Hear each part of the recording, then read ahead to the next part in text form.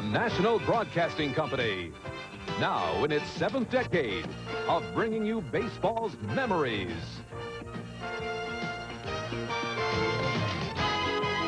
Baseball's milestones. Baseball's majesty. And baseball's magical moments.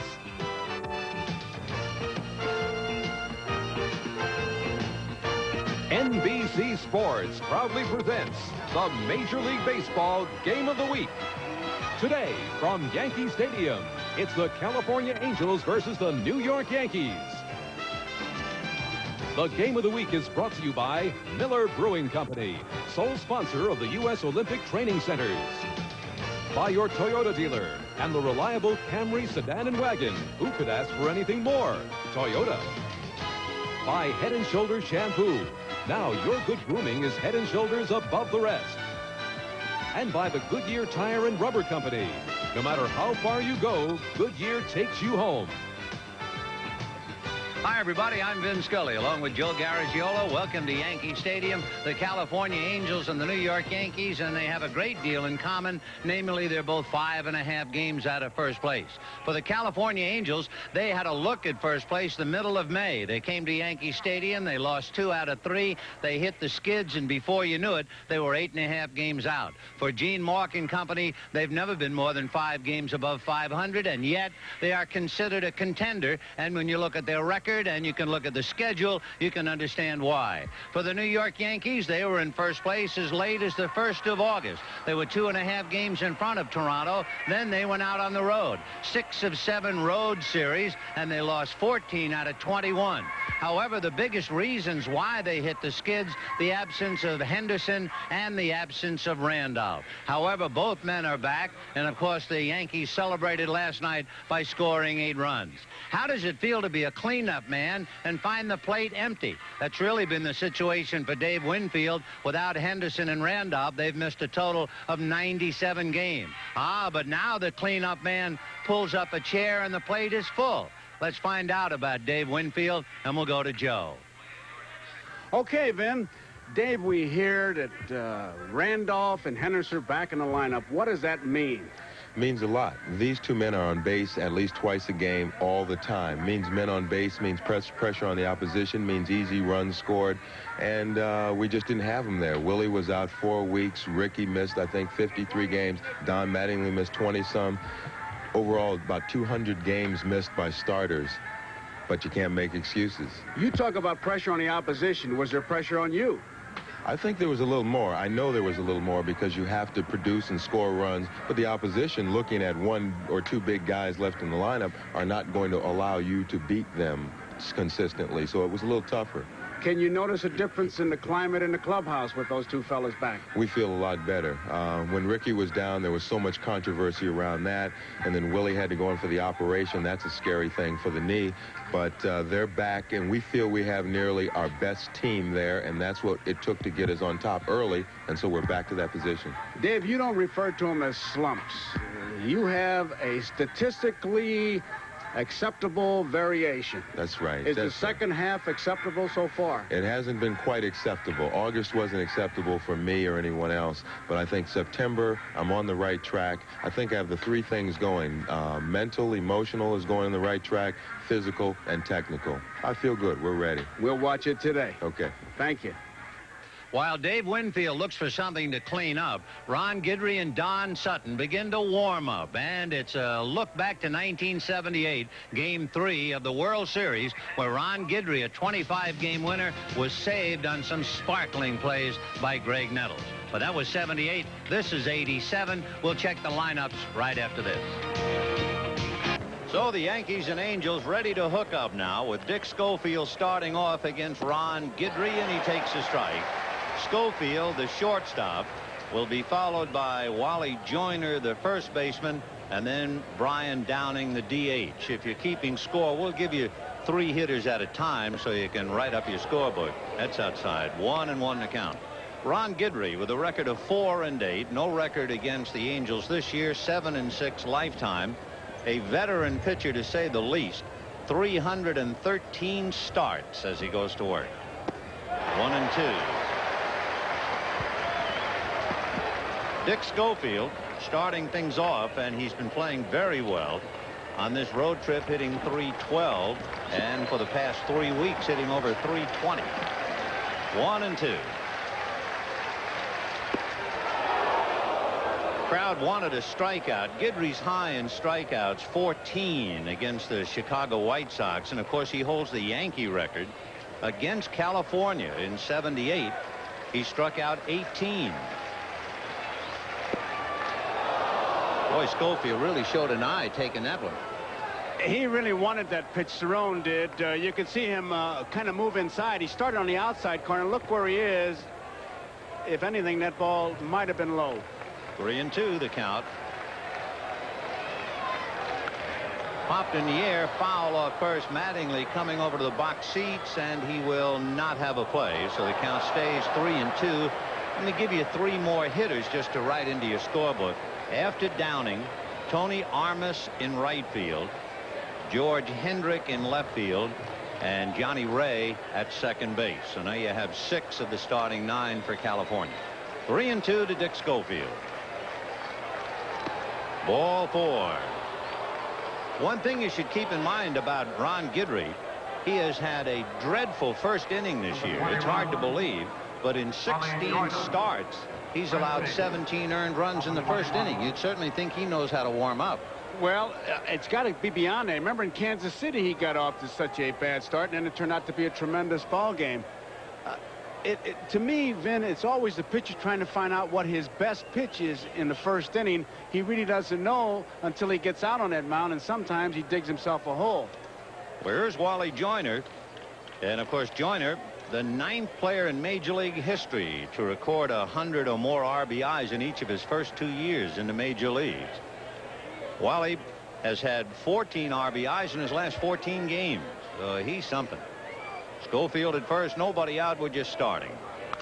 And he promptly loops one down the right field line, foul and out of play. So Joyner back to the plate, Ron Guidry back to work. The battery for the Yankees, Guidry and Cerrone, an infield of Mattingly, Randolph, Meacham, and Pagliarulo, and the outfield of Henderson, Ward, and Pasqua. Each team 5.5 games back. And of course the Yankees are relying not only on the return of Henderson and Randolph, but they want Guidry to follow up what he has been doing. He's a great September pitcher in the past.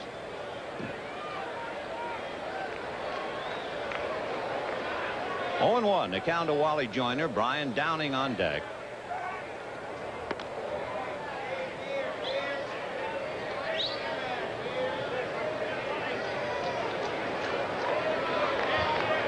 Guidry's lifetime record, 167 wins, 88 losses. There goes Schofield. The pitch is low, the throw is high, and he's in there easily with the stolen base.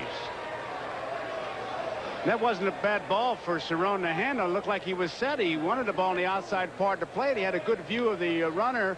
It was a good ball to handle. He just kind of sails it up high. Schofield has now stolen 17 out of 19. It's a pretty good time to point out the difference between these two teams, and certainly one is a stolen base. The Angels have scored 30 more stolen bases than the Yankees, and of course the Angels with Gene Mauch will bunt a great deal more. Little foul out of play. It was kind of interesting, Vin, watching Schofield go to second base, because he was watching Joyner to see what he was doing, which would indicate that it was a hit and run play. So it could be a busted hit and run play, because Schofield definitely was looking back, and you can see he picked up a big pile of dirt because the infield watered down pretty good before the game. Beautiful day in New York, 71 degrees, humidity 56%. A touch of fall in the air. 1-2. And that's hit into right center field. Pasqua dives, can't get it. It'll go to the wall. Gary Ward is chasing it. Schofield will score on the double by Joyner, who picks up yet another RBI. He just seemed to reach out, Vin, like he didn't have a good cut at it. That ball really shot out there. Pasqua gives it a pretty good attempt, but doesn't even come close. Gary Ward finally running it down. Ricky Henderson back and playing, but he's playing left field.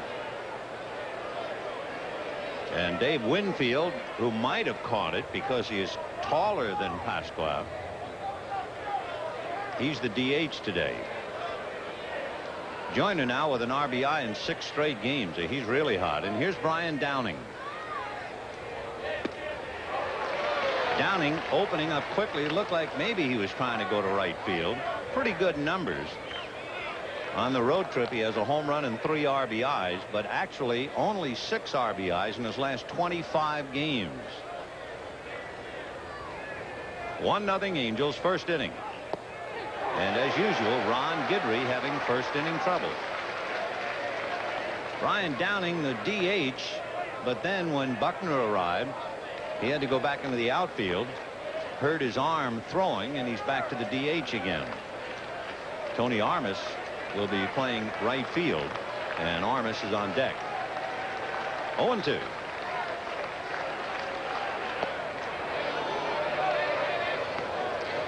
You know, trying to get that lineup, when you talk about the Yankee outfield, the condition of Henderson dictated how he played him. Now, tomorrow, Pinella says he'll probably put Winfield in right field and Henderson be the DH. So he's really not 100% yet. 1-2 the count to Brian Downing. 2-2. You know, Ron Guidry's earned run average in the first inning is over 9. Can you imagine that? He just did something there that's kind of a change for him, and I think a good one, coming inside and moving him back so he gets a shot at that outside corner if he wants it. 2 balls and 2 strikes to Brian Downing. And that's fouled away out of play. He went after it, but he got that ball high. That's a lot, 9 in the first inning. Yeah, earned run, you break it down and you find out that Guidry's over 9 in the first inning, and then after that it's 2.5. So whatever it is about his first inning, I'm sure he's driving his pitching coach and manager up the wall. 2-2. Fouled away. That was a tough pitch to handle. Downing really fought it off. You talk about a good hitter fighting off a pitch. He was going to go to the right field like an inside out, and you could see that after the ball at the outside part of plate, he came inside. That's what really establishes you, is that pitch inside, that good fastball. You can go either way. Now, he is showing Downing a pretty good stuff on 2 pitches. So it's still 2-2 to Brian Downing. So he walked Schofield, who stole second. Then Lou Piniella sat there and watched Guidry give up the double to Joyner. And Lou chewing his gum and twisting and turning as Downing goes 3-2, and there's nobody out. Tony Armas on deck.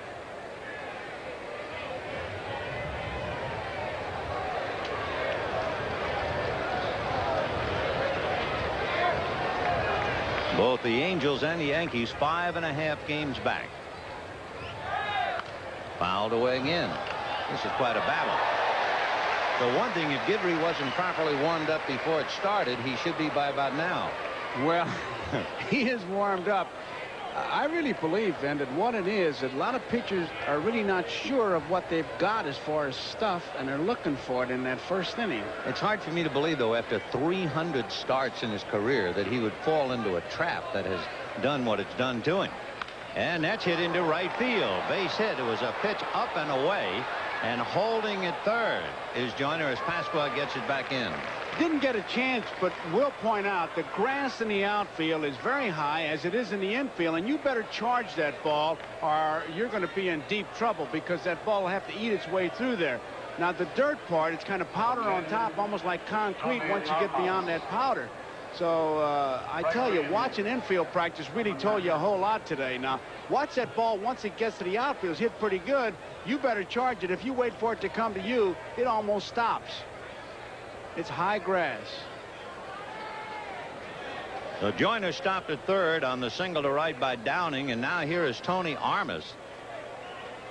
He hit a home run Sunday in Baltimore. He's had 4 hits in his last 19 at-bats, and it's ball 1. He's made 21 pitches already, Vin, and he had a full count to 2 of the first 3 hitters. Now, that is really on thin ice. He is struggling so much that right-hander Neil Allen begins to throw back of him in the Yankee bullpen. 1 ball and no strikes. And that's drilled to right and whacked in the corner, slicing as it goes in the seats. Home run, Armas. And just like that, Ron Guidry is on his back. It's almost prophetic. I saw Guidry and I said to him, how you feel? And he said, I'll tell you at 140.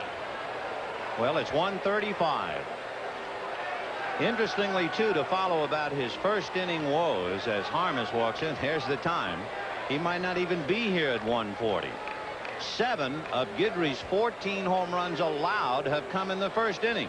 And there's no way the manager will ever get accustomed to that.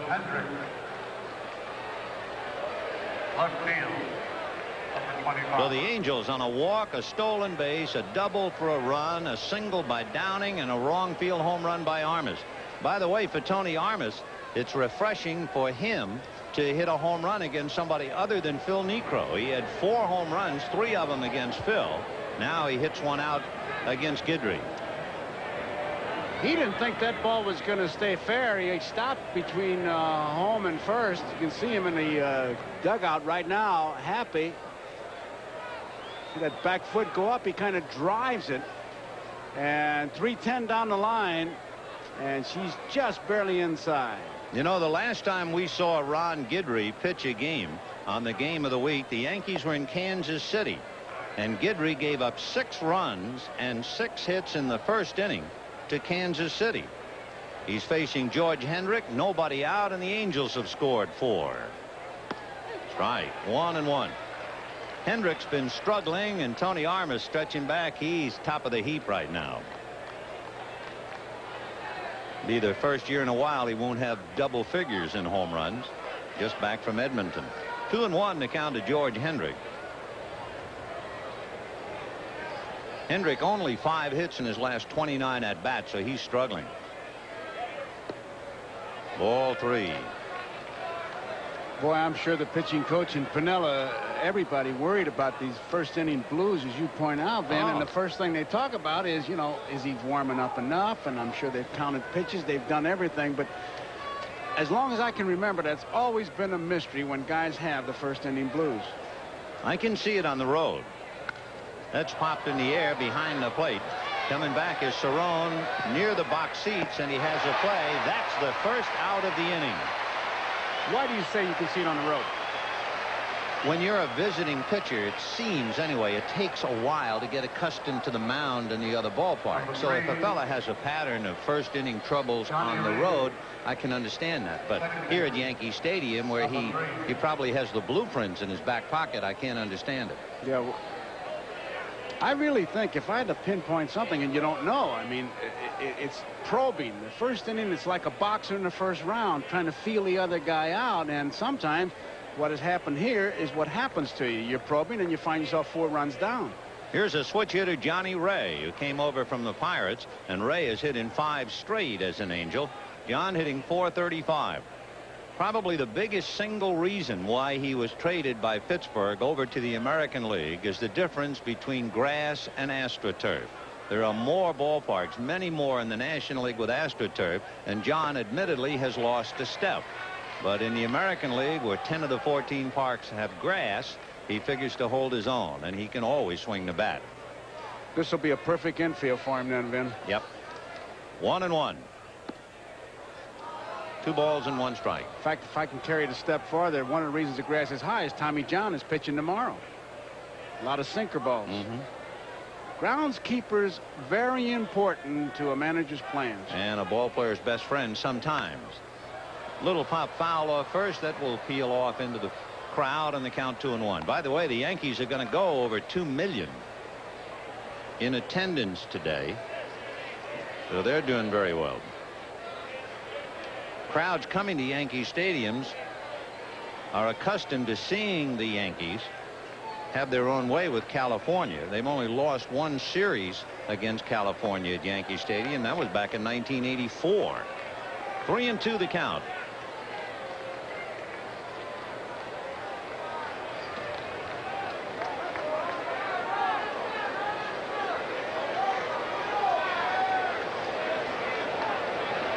And that's it down the right field line, slicing, foul, and out of play. So Downing hitting right-handed, single to right. Armas, a right-hand batter, homered to right, and Johnny Ray comes up and takes Guidry the other way, and it's another 3-2 count. And it's not like they're swinging late. They're going that way. It looks like he's pitching up and away to some of them, and they just take him to right field. There's a line drive the other way. So Johnny Ray has hit in 6 straight as an Angel and actually has an overall 10-game hitting streak. The Wolves are baying a little bit right now, but Piniella just chews away. And the batter will be Devon White.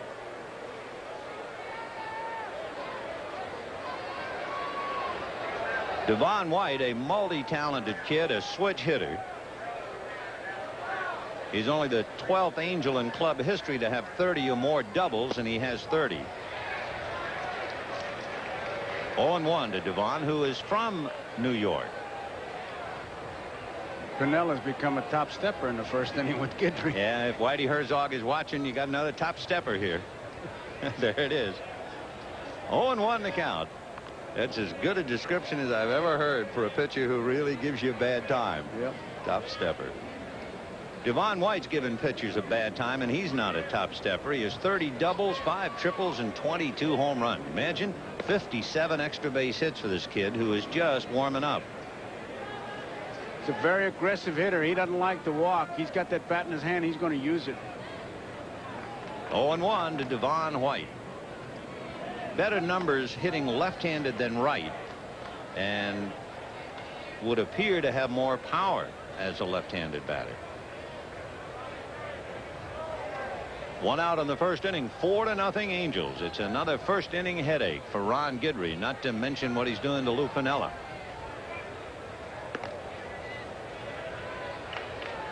The Angels were first in the middle of May, lost 2 out of 3 here, and in early June they were 6.5 games out of first place. Fouled at the plate. The low for the Angels, they were 8.5 game backs. 8 games above 500. The middle of June they went under it. Then they won 8 straight to get to 500, and then Gene Mauch saw them 4 games from first place. In early August they were half a game out, and they lost 7 out of 10 to fall 5.5 back. So it's been a maddening runaway roller coaster ride for Gene Mauch and the Angels. The Angels have never been more than 5 games above 500. However, they are in the American League West, and that has been called the Lifeboat Division by writer Pete Schmuck of the Orange County Register. Pete calls it the Lifeboat Division because he said women and children would be first. A bad division. 1-2. Ground ball to short that has 2 all over it. Meacham to Randolph and back to Mattingly. So the Angels get 4 on a single, double, and home run. Tony Armas had the big swing, a 3-run home run to right. Yankees have a lot of work to do. They're down 4-0. Ricky Henderson, Willie Randolph, and Don Mattingly. Then Dave Winfield, Mike Pagliarulo, and Dan Pasqua. Gary Ward, Rick Cerrone, and Bobby Meacham against Don Sutton. This will be start number 735 in his career. The second most starts in history, second to Cy Young.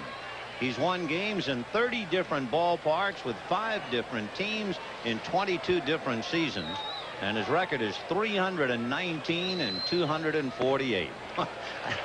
You talk about a rubber arm, it's more to it than that. Ball 1. He's got away with words, too, as Jim Palmer found out. Yeah, and how. Ricky Henderson, 2 for 4 last night, including a home run and 2 RBIs. First game where he's had 2 extra base hits since early May. Remember, he was on the DL with the bad hamstring a couple of times.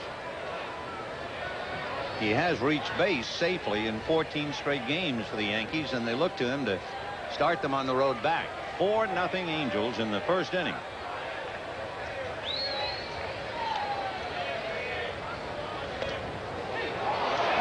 Doesn't sound quite as bad like in the pregame show when he talked about his hammy. He calls it a hammy. How nice. You know, hamstring is, it sounds bad, but his hammy. I'd never heard that. No, neither have I. 1-2 the count to Ricky. 2-2. Sutton, of course, ever since I remember his early days as a rookie, and Walter Alston had one concern about him as a kid with the Dodgers, and he said, I worry about him throwing the home run ball. I worry about the fact that he's going to be a long fly ball pitcher. And part of that is true. In fact, his last start against Baltimore, he didn't allow a home run. Before that, he had made 10 consecutive starts in which he had given up a total of 17. A chopper to third. Doug DeCinces, 1 down. Of course, Alston, in his wildest dreams, would be unable to dream that Sutton would have lasted so long as a starting pitcher. Willie Randolph coming up. Here's the defense for California. Henrik White and Armas in the outfield. DeCinces, Schofield, Ray, Joyner, and Bob Boone behind the plate as he piled up the numbers behind the plate. He's right on the heels of Al Lopez. Ground ball to shortstop to Dick Schofield. And that takes care of Willie Randolph. Randolph has just 2 hits in his last 23 at-bats, so he's finding it tough to come back. And now here's Don Mattingly.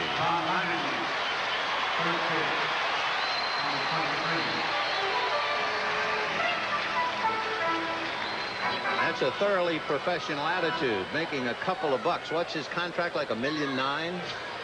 That's a couple of. Ball 1. In talking to him, he says against Sutton, you really have to be patient because he'll let you get yourself out if you let yourself do it. Well, you see where it flashed up. He has 24 home runs. Line drive, base hit to right field. Mattingly is hitting over .450. And so Sutton now will face Dave Winfield with Mattingly at first.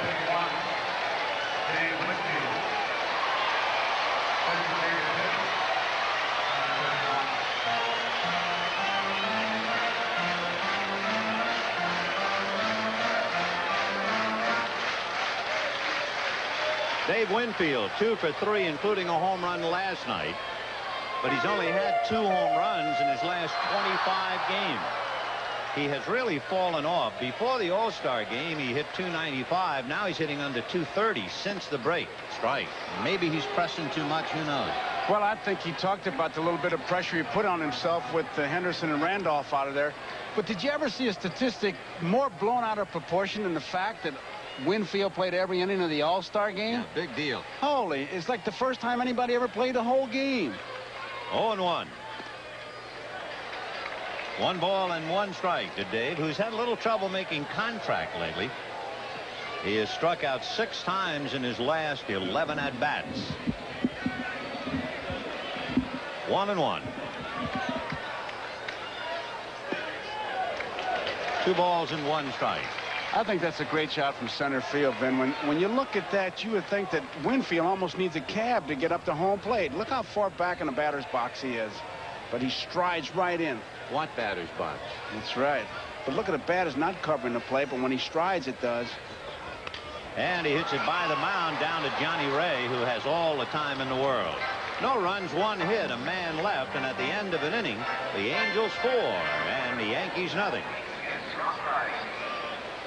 As we go to the second inning, the Angels will have Doug DeCinces, Bob Boone, and Dick Schofield. And we'll see now whether Guidry, now that the first inning is out of the way, does it complete about face or not. DeCinces having a tough road trip right now, 0 for 12.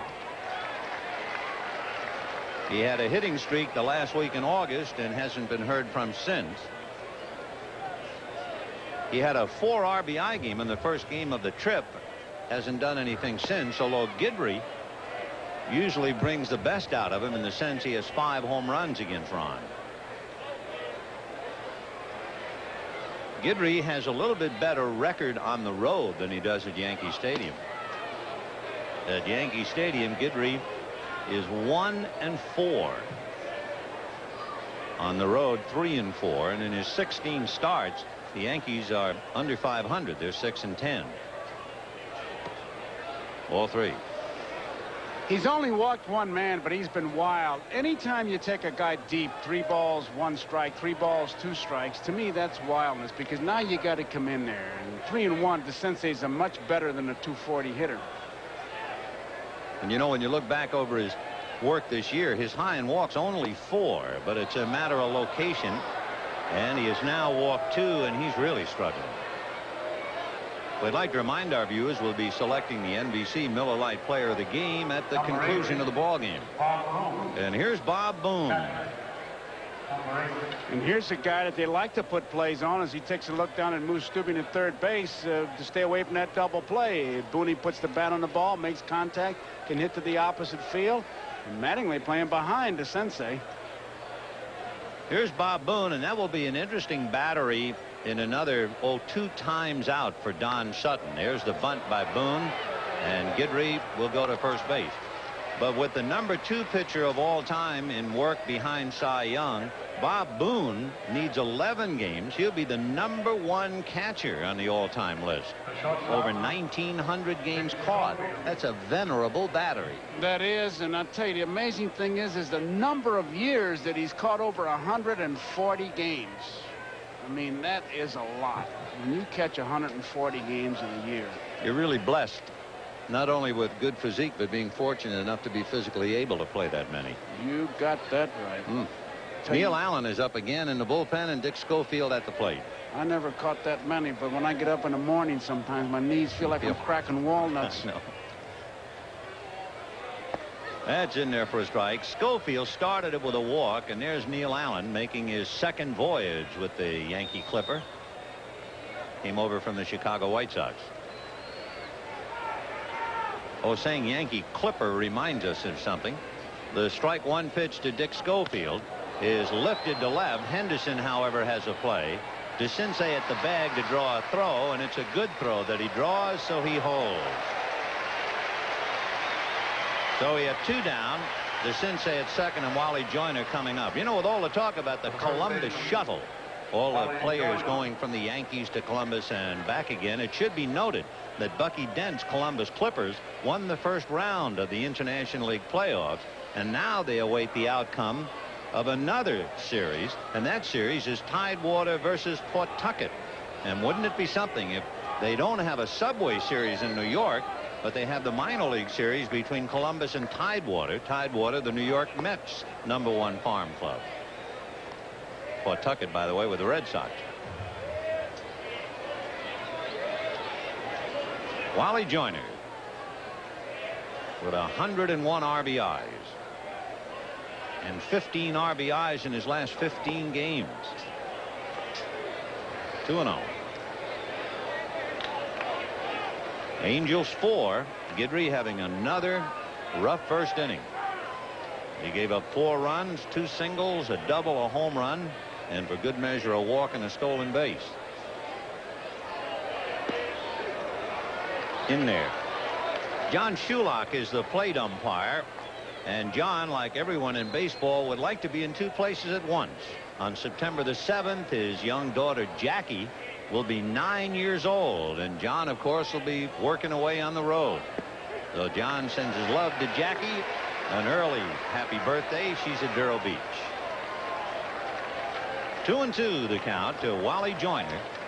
2 out, top of the 2nd. Angels lead 4-0.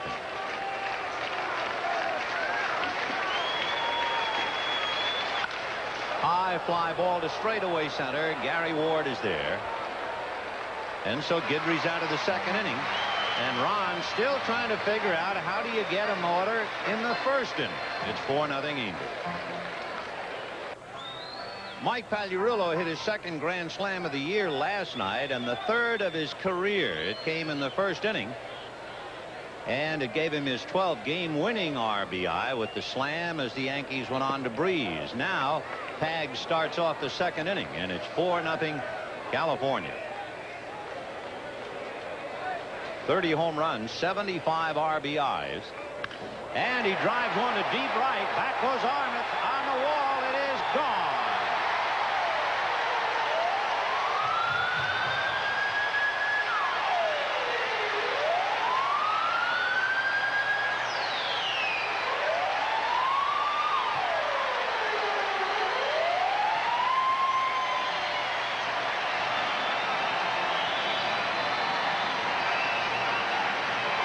That might have been the pitch out of the strike zone. Looks like it was low, but he really golfed it, and he drove it hard. Pagliarulo has 5 home runs against Sutton, 3 this year. And he has 6 hits and 18 at-bats. He just went down and got it. So he wears out Sutton. And as we see that long home run to right, again, I have to remember the words of Walter Alston, who always worried that Don was a long fly ball pitcher.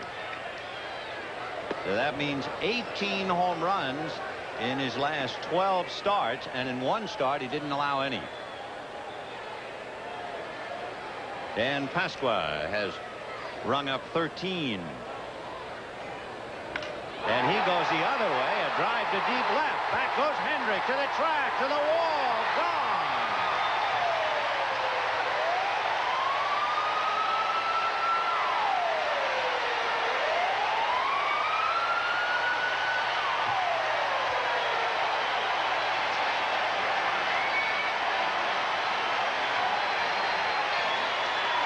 Before the game, Lou Piniella had a session with Pasqua, and the thing he was trying to impress upon him was to lay back, stay back, and wait, be patient.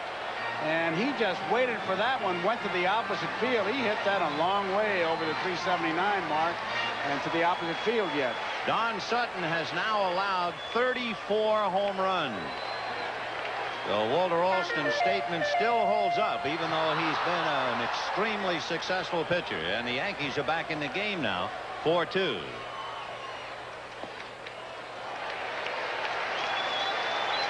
Different managers have different ways of saying it. Gene says, we just don't keep the ball in the park. Yeah, it's gone. And that's lined to right, but Tony Armas will handle it. So Ward goes the other way. 1 out.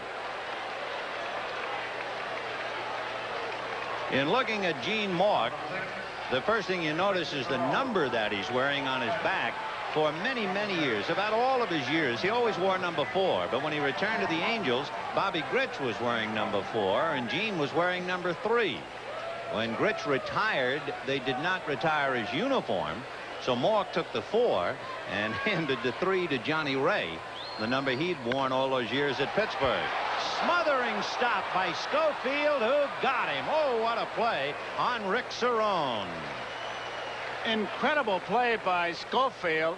To come up with the ball is one thing, but to be able to regain your balance, watch, he goes completely down, does a turn. Now with Cerrone running, he's got a chance, so he gets up and fires it, and he gets him by 3 steps. Knew who was running, knew what to do with the ball. Anticipation. Marvelous play by a little duck. You might remember he's a chip off the old block. And here is Bobby Meacham, a switch hitter, and hitting right-handed, as the switch hitting experiment didn't work very well. Ball 1, 1-0. If he tries to bump in, he's going to have to really get it well under that grass, because if he gets near the foul line, it'll roll foul.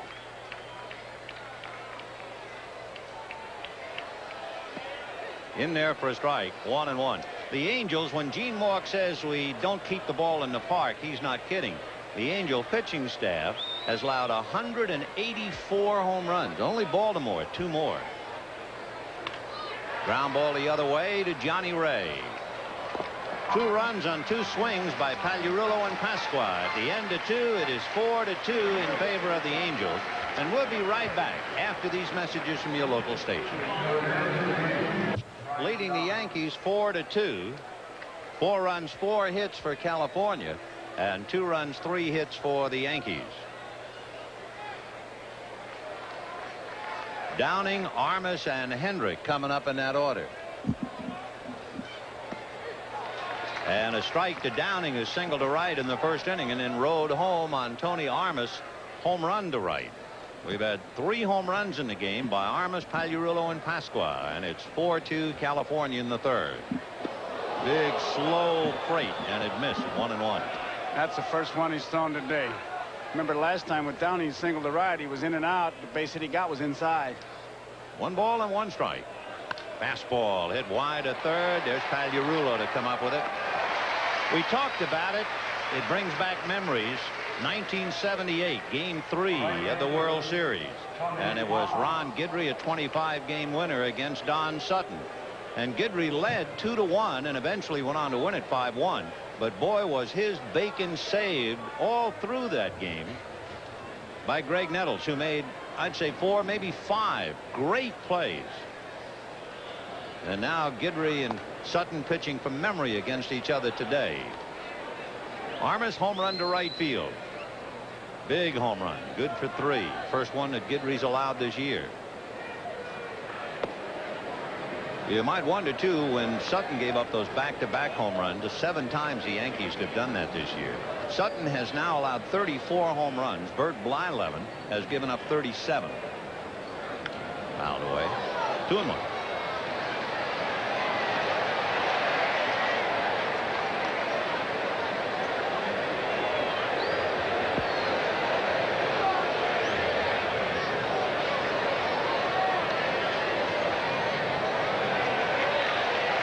Angels 4, Yankees 2, top of the 3rd.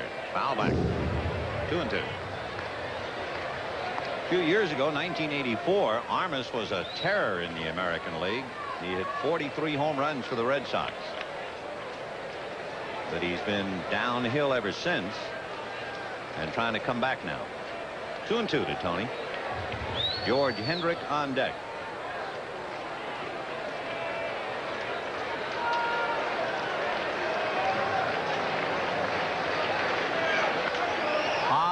Fly ball into shallow center. In fact, Randolph is going to make the play.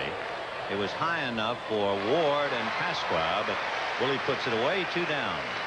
Vin, when you said terror for the Red Sox, thought just ran through my mind. You talk about somebody having a big year, and really a well-kept secret is that Evans of the Red Sox. Wow. I mean, he's got MVP numbers. And player of the month, he got all the votes over Paul Molitor, which was kind of shocking. That really tells you something, because Molitor on that great streak, but Evans has just had a tremendous year for the Red Sox, and of course Clemens has come on so strong for him. Where's George Hendrick? He fouled out in the first inning, so he's only had 5 hits in his last 30 at bats. 1 ball and no strikes. For the American League West, they have a race, and the Angels have been involved in some heartbreaks in the American League West. Remember, in '82, the Angels clinched on the second to last day of the season and then lost the playoffs after taking a lead. In '84, Kansas City beat them out in the last week of the season. In '85, California finished 1 game back at Kansas City. Then last year, they clinched with about a week to play. They finished 5 in front of Texas, only to go in and lose to Boston when they were 1 strike away. So California 5.5 back, and as you can see, they are called contenders, and they're 3 games under 500. That's why it's the lifeboat division, women and children first.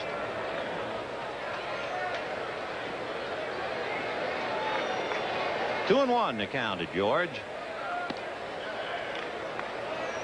3-1.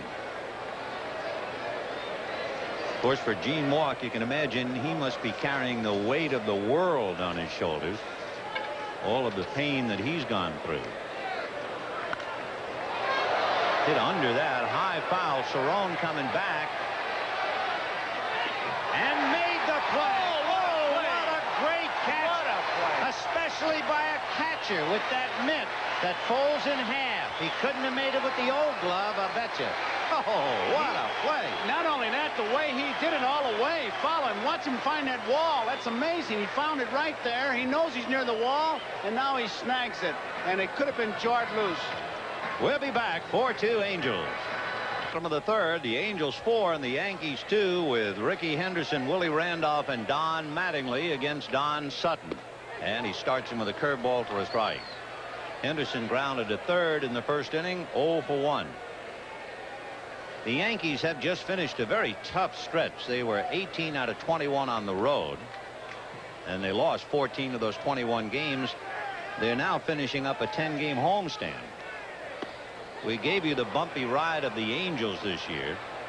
The Yankees were in first place 2.5 games in front of Toronto and 3 over Detroit on the 1st of August. And then they began that stretch where they lost 14 of 21. On August the 4th, that was the Steinbrenner phone call to Piniella and the resultant brouhaha. And the Yankees lost 2 out of 3 in Cleveland, 3 out of 4 in Detroit to slip to second, 3 in Kansas City to slip to third, 2 out of 3 at home to Cleveland, went on the road and played a .500 road trip, and for good measure lost 2 at home to Seattle. That's a foul ball. So since the 3rd of August, they went 7 wins, 16 losses. And indicative of the Yankees, in 11 of their 16 losses, the pitchers allowed 6 or more runs. And in 8 of the 16 losses, the team scored 1 or no runs. And of course, part of that, Henderson and Randolph out in August. So the Yankees made a couple of moves. They now have Jerry Royster and Bill Gullickson, which seems to be contrary to George Steinbrenner. You remember the quote of George Steinbrenner in mid-July? You never have enough left-hand pitching in the American League East. At the time, Rick Rhoden was the only right-hander. And he proceeded to trade Dennis Masterson for another right-hander, Bill Gullickson. 1-2. And that's bang to center. Big, slow overhand curveball. So Henderson singles. And now the hitter coming up represents the tying run.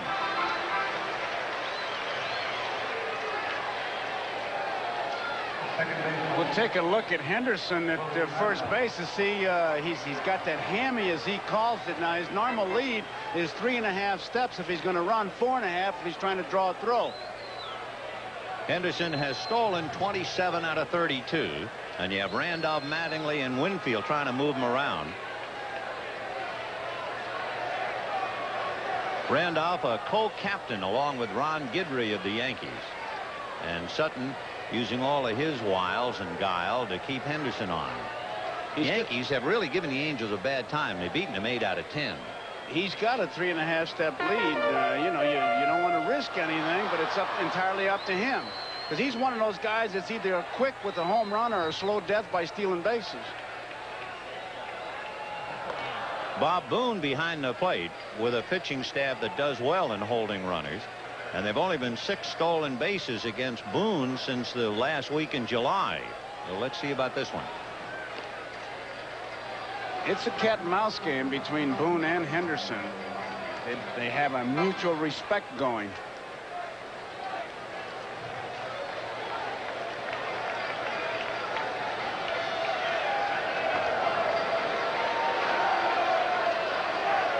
So Henderson at first, nobody out in the 3rd inning. Angels leading 4-2. Randolph grounded to short in the 1st inning. Fastball. 1 ball and no strikes. And now Randolph checking with Mike Ferrara to see if there might be a play in the works. Well, you can see what they mean to the lineup, because as soon as Henderson gets on, the wheels start to spin, much like when Vince Coleman gets on for St. Louis. No doubt about it. Henderson is the catalyst. Rickey held on by Joyner, and Sutton off the rubber.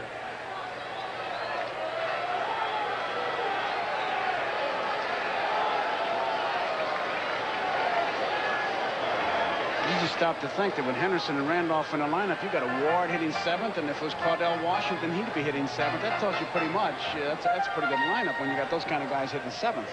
The Yankee batting average is 10 points higher than the Angels. But the Yankees have only scored 20 more runs than the Angels. And the big reasons, the absence of people like Henderson and Randolph. That's a strike. Between them, they've missed 97 games. In fact, the Yankees do a little homework. They've had 12 players on the disabled list. Total 362 games missed. You just saw some real cat and mouse. Randolph, really a great shot of him looking right at Henderson. 1-1. And again, Sutton's off the rubber. Henderson put a good false start on the last play because he had both Schofield and Johnny Ray breaking, moving. I'll tell you one thing, when you look at the infield from up here, I know they wet it down, but it looks like a very slow track. It is. It's powdery on top, very hard underneath, though, Vin. It is a slower track than normal. 1 ball, 1 strike. So Sutton doing everything that his 20-some-odd years have taught him about holding a runner on.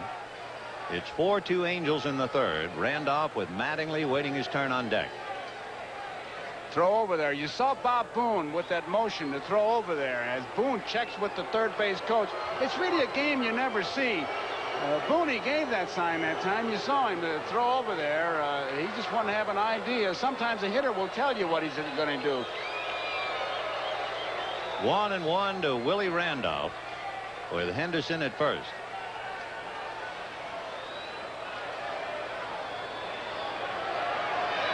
And they pitch out.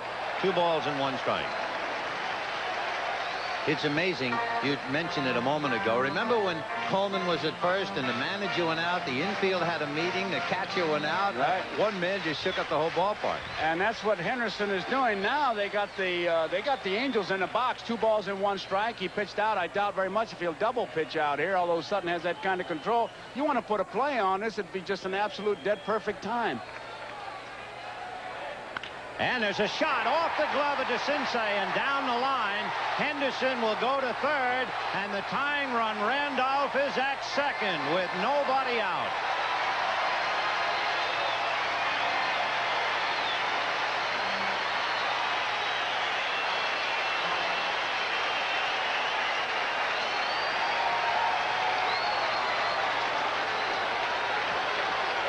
So Randolph ripped one inside the bag. DeCinces tried to backhand it and apparently broke the webbing of his glove.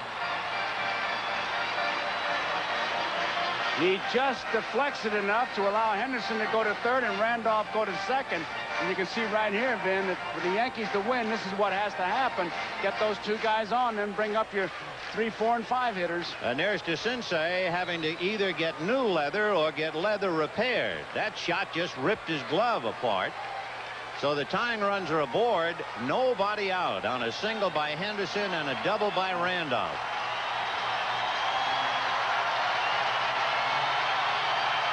Henderson, he sees the ball get by. Here's where he turns it on, right here.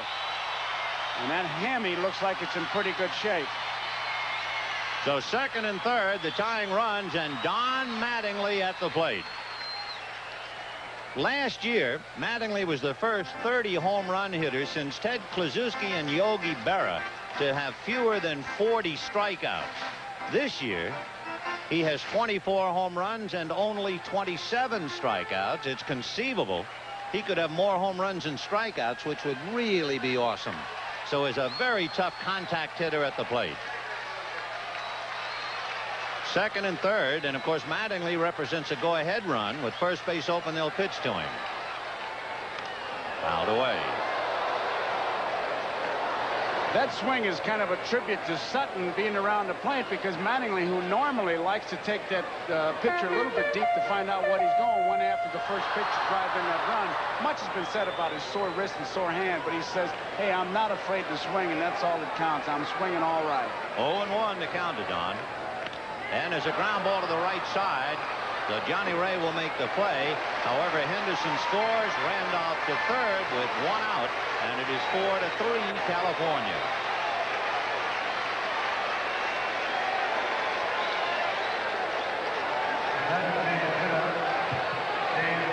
The Mawk has seen a 4-0 lead shrink to 4-3. And with 1 out, Dave Winfield, the batter, he grounded out to Johnny Ray in the first inning.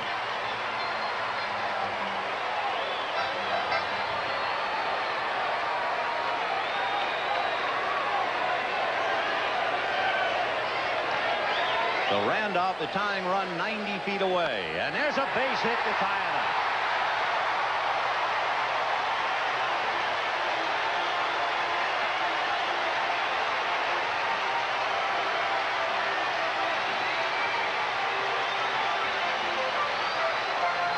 So Dave Winfield gets the Yankees even as he drives in his 86th run and hold everything. Marcel Latchman, the pitching coach, is heading for the mound. The batter will be Mike Pagliarulo. Now there's a left-hander, Gary Lucas, and the right-hander, Willie Frazier, in the Angel bullpen. We're all even at 4. And remember, to refresh your memory, Pagliarulo is 6 for 18 with 5 home runs against Sutton, and he will not get a chance at him again. Sutton is gone, and I will assume they'll bring in Gary Lucas, the left-hander. So Sutton can't win. He didn't go the required 5. He could lose. He goes out even with a possible winning run. His responsibility at first as Gene Moore ponders. Right now, here's a look at a very special Olympic moment. The Angels scored 4 in the first inning, but the Yankees have come back to catch them and dispatch Don Sutton here in the third. And left-hander Gary Lucas will be pitching to Mike Pagliarulo. Gary Lucas, 33-year-old, 6'6", 200-pounder from Escondido. And you might remember it was Gary Lucas who had gone over 4 years without having hit a batter.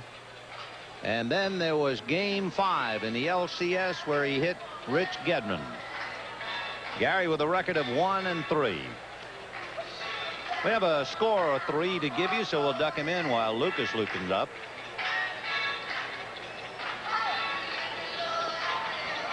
Cleveland, Boston, 1-1 in the 4th inning. Farrell and Stanley. Farrell, of course, is the fellow who was the pitcher who snapped Paul Molitor's streak, so he'll be ever the answer to a trivia quiz.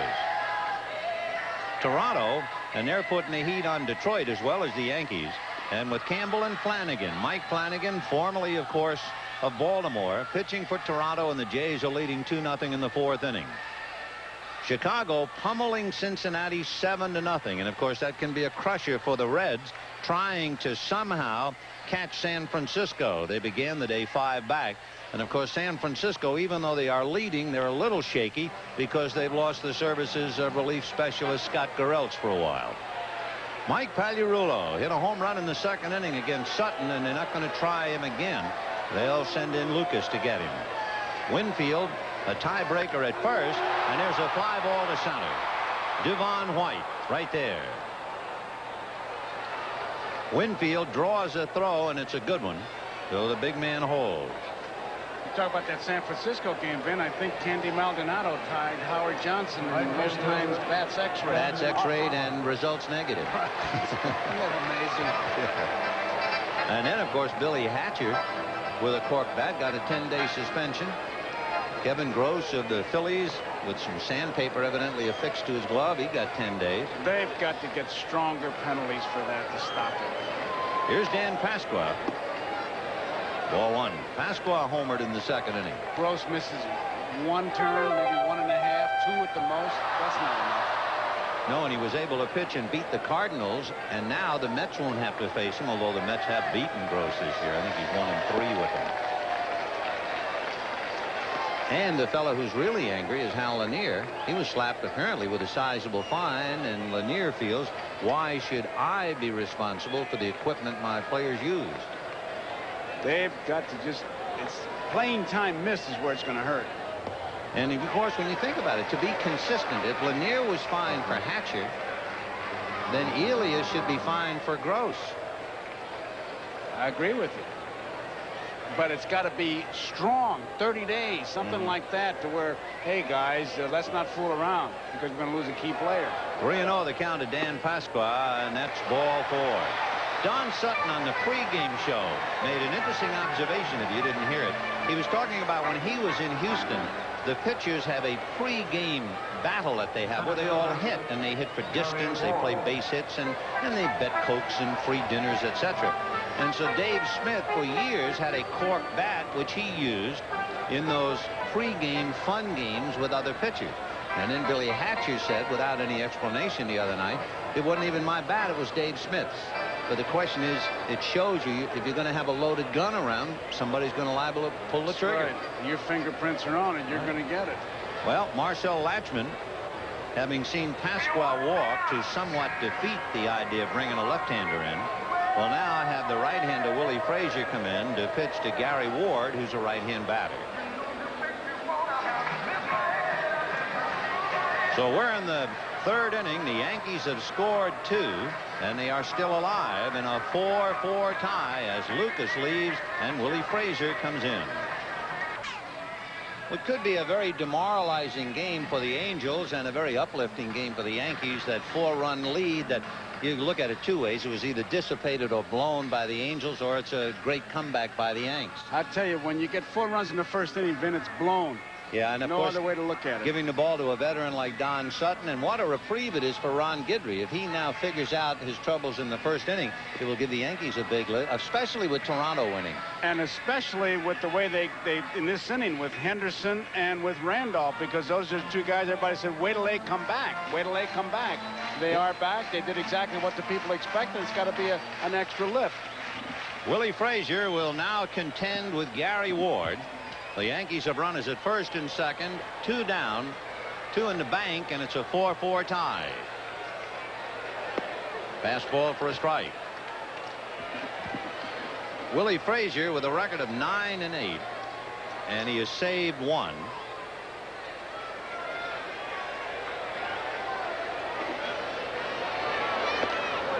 One ball and 1 strike the count.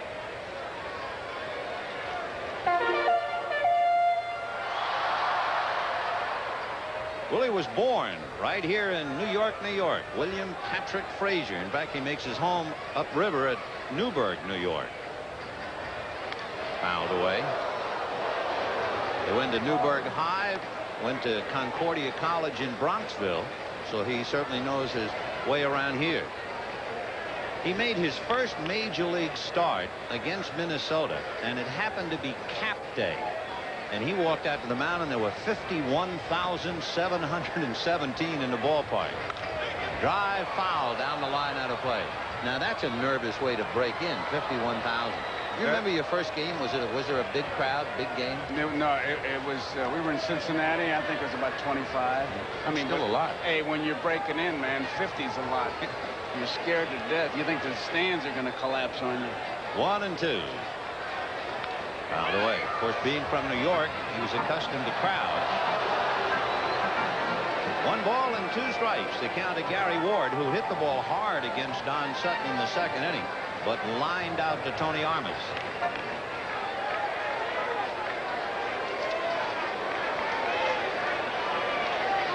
Ward has really been struggling since the All-Star game.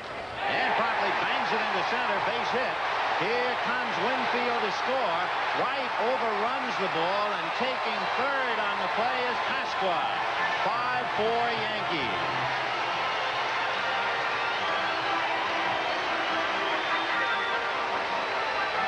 Devon White might have taken his eye off that ball. He's a bit disgusted with himself. Ward gets a good ball to hit right down the middle. White, he just didn't play it very well. That run is charged to Don Sutton, and of course he could be the losing pitcher. Interesting to see White make the error. That has been one of the big problems, one of many for the Angels this year. High pop fly to shortstop, and that shall be the third out as Schofield calls and puts it away. So the Yankees get 3, and Dave Winfield had that line drive base hit to get them even, and then he scored the go-ahead. 5-4 New York. Don't forget, in Rome, Carl Lewis, remember, has not lost in the long jump since 1981, and of course Johnson ruined his time in the 100 meters, so Carl Lewis will try for the gold and break Bob Beeman's record at the same time, plus much more from Olympic Stadium in Rome, Italy. Coming up next, World Championships of Track and Field. I think Beeman's record is like Lou Gehrig's. I don't think it'll be broken. No, I don't think so. It'd be a frequent flyer. You cover that much ground. Johnny Ray, Devon White, and Doug DeCinces, and Ron Guidry, who gave up 4 in the first inning, now finds himself leading 5-4, and you can close the books on Don Sutton. Sutton went 2 1/3 innings and gave up 5 runs and 6 hits. You know, the key in the inning, though, was Gary Lucas walking Dan Pasqua. That kind of messed everything up as far as Mark's strategy. And by walking Pasqua, he moved Winfield into scoring position where he scored on the base hit. So that walk that Gary Lucas surrendered will be lost in the shuffle. And yet, in the sense, it has a lot to do with the fact the Yankees are leading and they're not tied. Ray has hit in 6 straight as an Angel. He's 1 for 1. When Devon White made the error, it brought into focus the fact last year the Angels made only 107 errors the entire season. They've already made 102 errors now. And they've allowed over 80 unearned runs this year, and that has really hurt their pitching staff. And Gary Pettis was in center field. And there's Pettis sitting on the bench right now, and trip to the minor leagues. And of course, he didn't do well there either. And he strikes out a third of the time, and without any power, that's just too much of a price to pay to have a Gold Glove. 1-2 the count. And then the other night they played in Toronto, and they lost a game on a ball that was hit between Pettis and Devon White. Pettis has started only once since August 7th. And that may mean the trade winds are blowing. 2-2. And there's a drive into left field, and Henderson going back, still on the run, hauls her down. Boy, is that a graveyard for home run aspirations. Left center at Yankee Stadium. Look at it. It's between 380 and 411. He had that ball all the way as you look at the left center field marker, 411. Kind of gingerly stepping Henderson. But you know, that points up how hard Pasqua hit that ball to the opposite field to drive it out of here. And how. Here is Devon White, who hit into a double play in the first inning. Whacks one off the photographer's well, but all's well that ends well. Wow.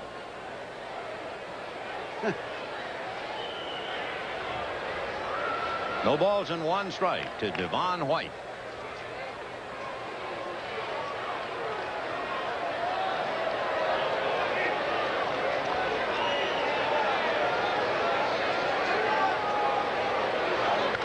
And he popped it up. And coming in is Mattingly. So Devon White, he's the kid who went to Park West High School here in New York. He comes home and pops up to Mattingly, 2 down. And now Guidry has suddenly done a complete about-face. He really has. Even though Ray hit that ball very hard to left field, Guidry was ahead of him, and he was ahead of Devon White. So he's not falling behind these hitters. He's retired the last 8 in a row since the walk to the leadoff hitter DeCinces in the second inning. And here's DeCinces now. Walk, got to second, had his glove come to pieces on a shot that was drilled by Willie Randolph.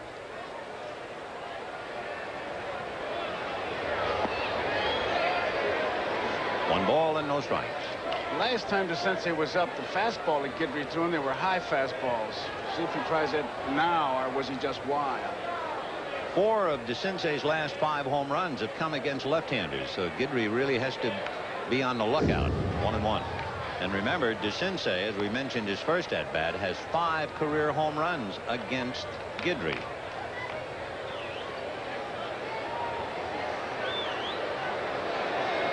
Doug's young son Timmy making the road trip with him.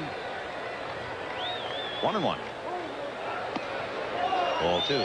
That's that same high fastball he threw the first time, like he wants him to chase it. It's just a little bit out of that strike zone. That one was not only high, but it was in. Yankees 5, Angels 4, top of the 4th. 2 down, bases empty. Boy, a hard breaking ball. 2-2.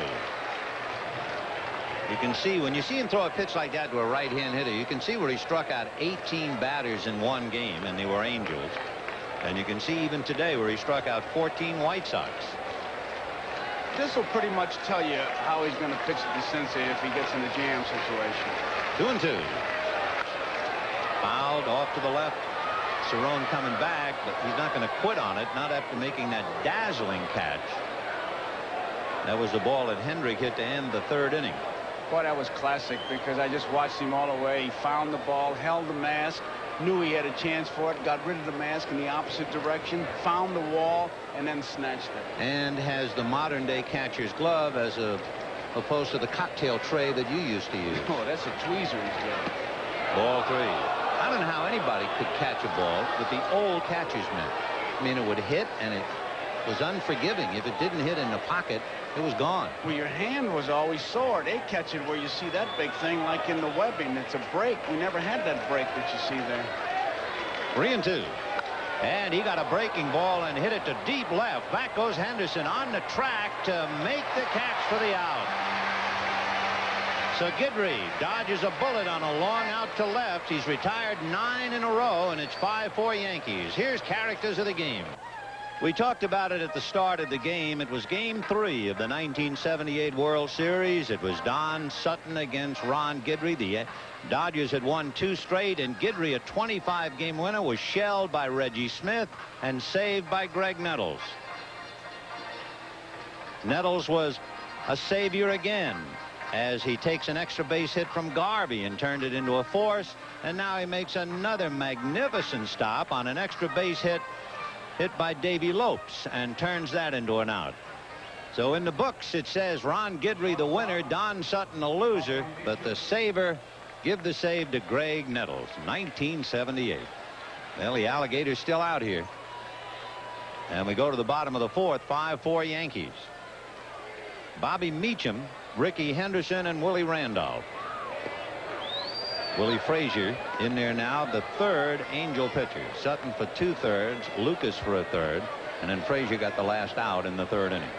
Meacham grounded out, hits one foul, out of play behind the plate. 0-2. For Don Sutton, an early departure today, 2 1/3 innings. That's the shortest outing he has had since the 3rd of June, when he went 2 1/3 innings here in New York.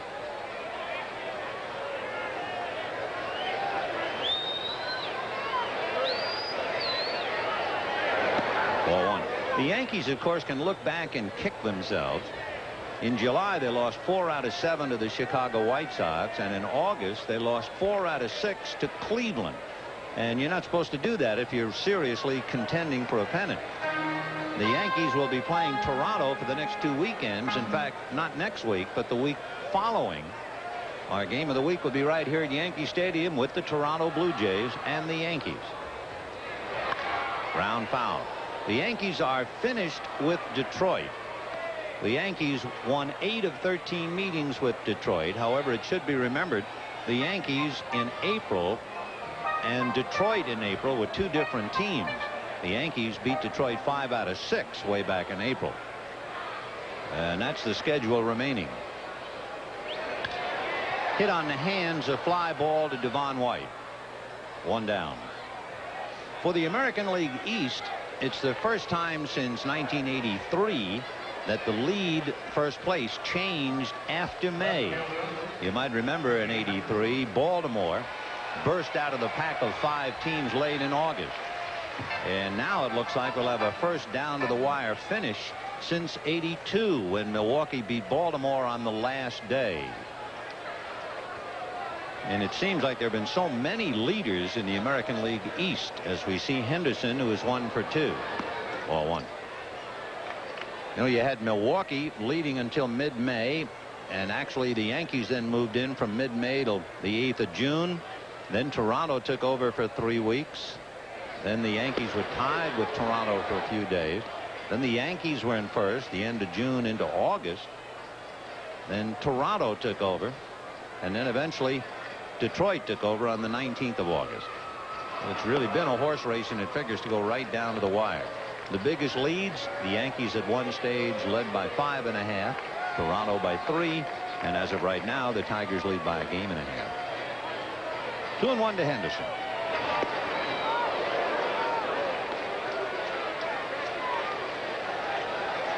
When you talk about scheduling next week, it's going to be a pretty good ball game. Cardinals and the Mets. Cardinals and the Mets, and we'll be at Shea Stadium.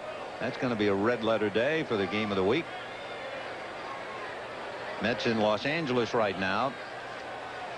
Play tonight. High pop foul off to the right, and that will be out of play. The Cardinals are at home tonight against San Diego. It's Grant and Matthews are the probables. The Mets at Los Angeles, Ron Darling and Fernando Valenzuela. Willie Frazier, the 3rd pitcher for the Angels. Angels scored 4 in the first inning, but the Yankees came back with 2 in the second and 3 in the third to take the lead. Time.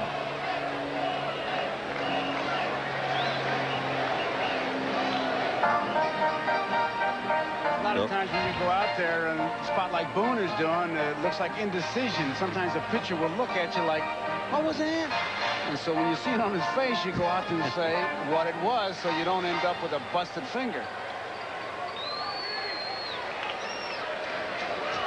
Bob Boone, who has caught over 1,900 games, and a rookie pitcher, Willie Frazier. Fastball looped into right field. Going out is Ray. Makes the over-the-shoulder catch, juggles, and drops it. So Ray had it and couldn't do it. Just wonder how much those glasses were a factor. They seem to be bouncing up and down. He had trouble adjusting them. Here's a good shot of it. Glasses came down on him. He misses it completely. Yeah.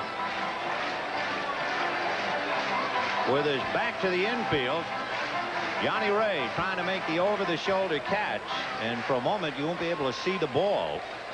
Although maybe on that angle you can. Yeah, right there you can. So it's a bloop single for Ricky Henderson. And Willie Randolph, the batter. It's hit number 1 off Frazier, right, and hit number 8 for the Yankees. Remember the battle that went on between Don Sutton and Ricky Henderson, and with Randolph at the plate. That was in the 3rd inning. Now Frazier's in the middle.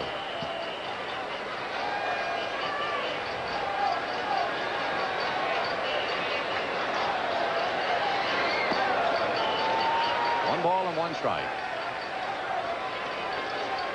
I'd say right about now is when Henderson's on that launching pad, and I see Boone going out to talk to him and make sure of the signs. And one of the things I think he'll want to make sure of is just refresh him as far as the pitch out sign is concerned. You don't want to be calling pitch out and going out and have the guy throw a strike on you. Henderson has stolen 27 out of 32. Held on by Wally Joyner. 1-1 to Randolph with Don Mattingly on deck, and the Yankees leading 5-4. Last we saw on the scoreboard, Toronto was winning 2-0. Fly ball into right center field. Digging for it is Tony Armas, and this one is off the wall.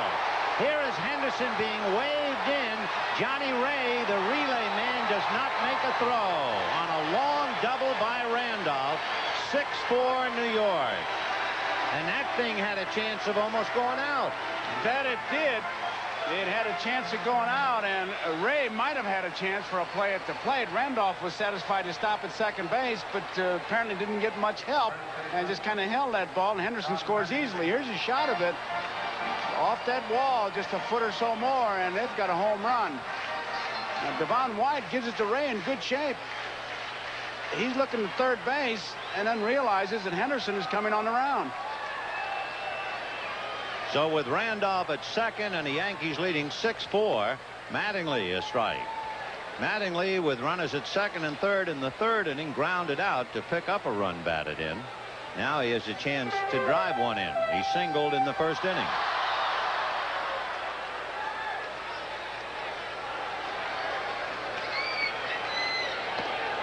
One ball and 1 strike. On deck, Dave Winfield.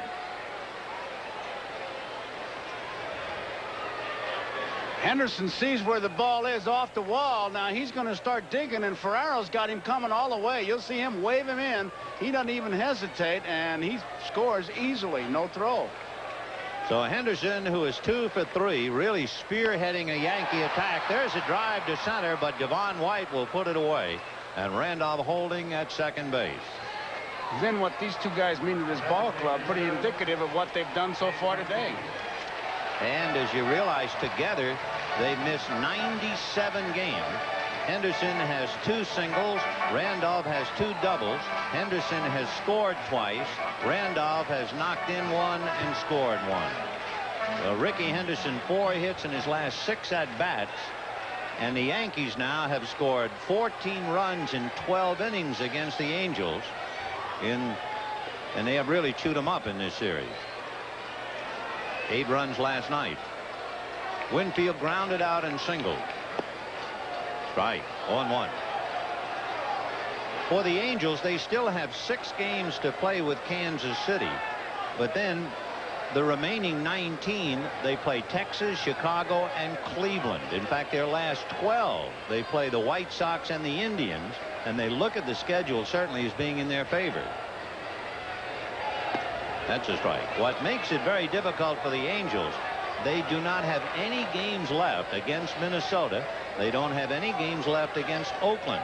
And Minnesota doesn't have any games to play Oakland, so there's no way that the other two teams will hurt themselves. Mark is going to have to do it against Texas, Chicago, and Cleveland. And his pitching has sprung a leak. By the way, the Angels are 10-3 against the Indians and the White Sox. But while we talk about Cleveland and the White Sox as possibly being teams where you fatten up, they also have the sobering thought that for the next 2 weeks, Minnesota plays Cleveland and Chicago. 1-2 to Winfield. Line drive into center field, base hit. Boy, did he go down after that pitch. And Randolph scores easily. 7-4 Yankees.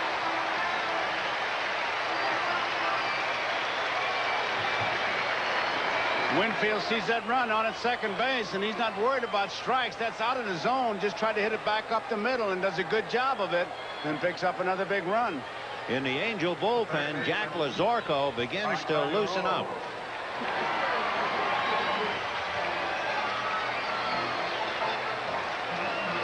So Lazorko could be the fourth pitcher used by Gene Mauch, and what is particularly galling for Gene, he had that 4-0 lead, and the dean of his staff, Don Sutton, the pitcher, and it got away. Fouled away by Pagliarulo. Homered and flied to center.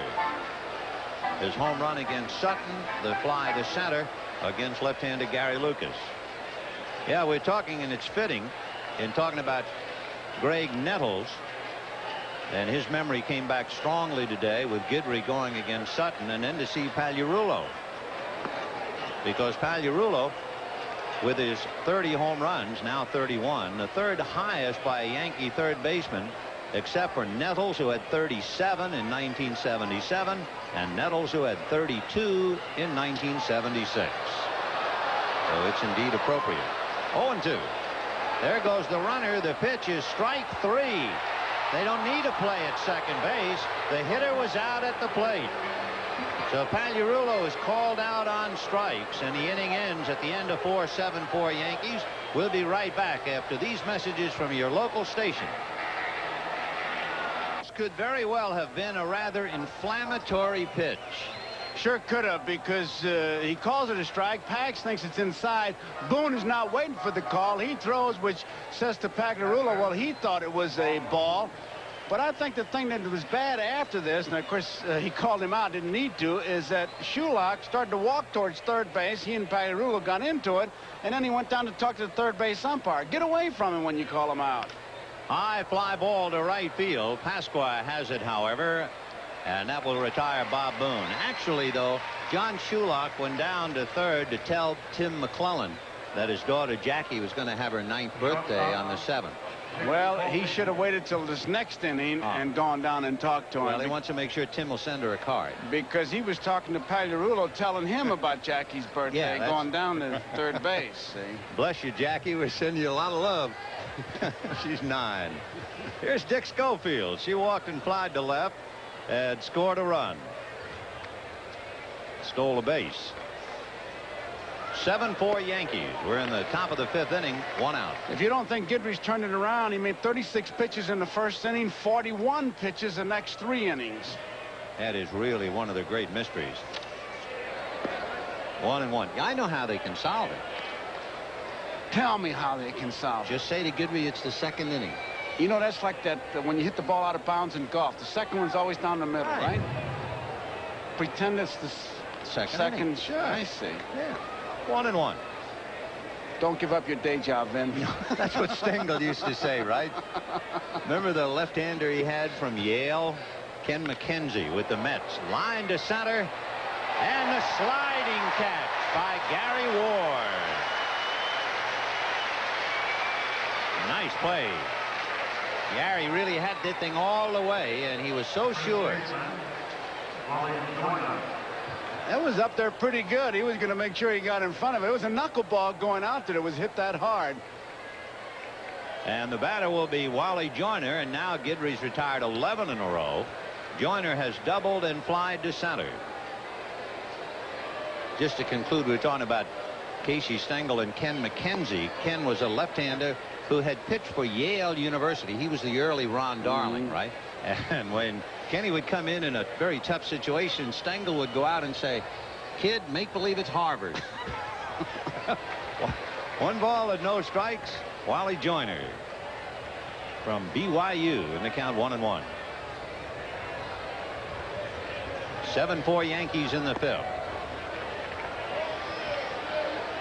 Joyner is really a good-looking hitter, much like Will Clark of San Francisco. 2-1. Just before he made his major league debut last year, before the game, he got a telegram wishing him well from Dale Murphy. That's the way to start. Yep. 3-1 to Wally. That's a strike. One of the great descriptions of him, they say with his A swing, big things happen, and with the C and D swing, things still happen. Yeah, that's pretty good tribute. I think that was his double in the first inning. That wasn't his best swing. And now he lifts one to left field, and Ricky Henderson is there. So Guidry, I don't know what he's done. Maybe the real Guidry just showed up. He's retired 12 in a row. And at the end of 4.5, 7-4 Yankees. Next week at Shea Stadium, the game of the week will focus on the showdown of the Cardinals and the Mets. The Cardinals leading the Mets by 3.5 games. Others will see the Dodgers and the Braves. That's next Saturday on the NBC game of the week.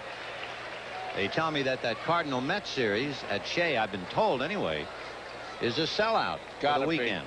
Gotta be. Dan Pasqua was left at the plate, well, waiting to come to the plate when Pagliarulo was struck out. So Pasqua, Ward, and Cerrone here in the bottom of the 5th. 7-4 Yankees. According to papers here, the Mets feel if they come back only 3.5 games out, they're in great shape. Well, again, we'll repeat, the Mets are at Dodger Stadium tonight. Ron Darling and Fernando Valenzuela. San Diego at St. Louis, Grant and Matthews. And of course, had it not been for Tony Pena last night, San Diego would have knocked off the Cardinals. Ground foul outside of first. 0-2.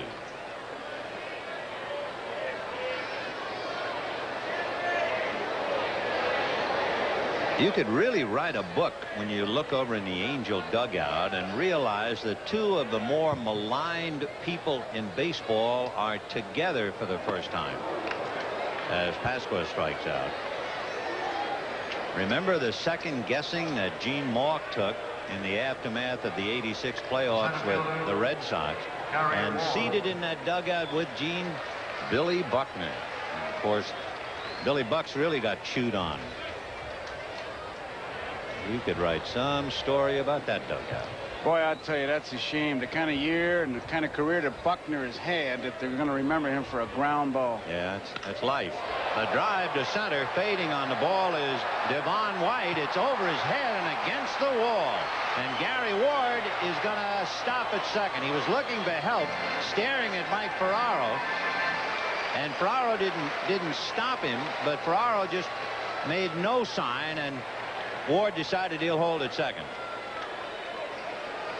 Ward has hit the ball hard today, lined out, and 2 base hits. This one, Devon White, he gave up on it mighty early, going to play the carom.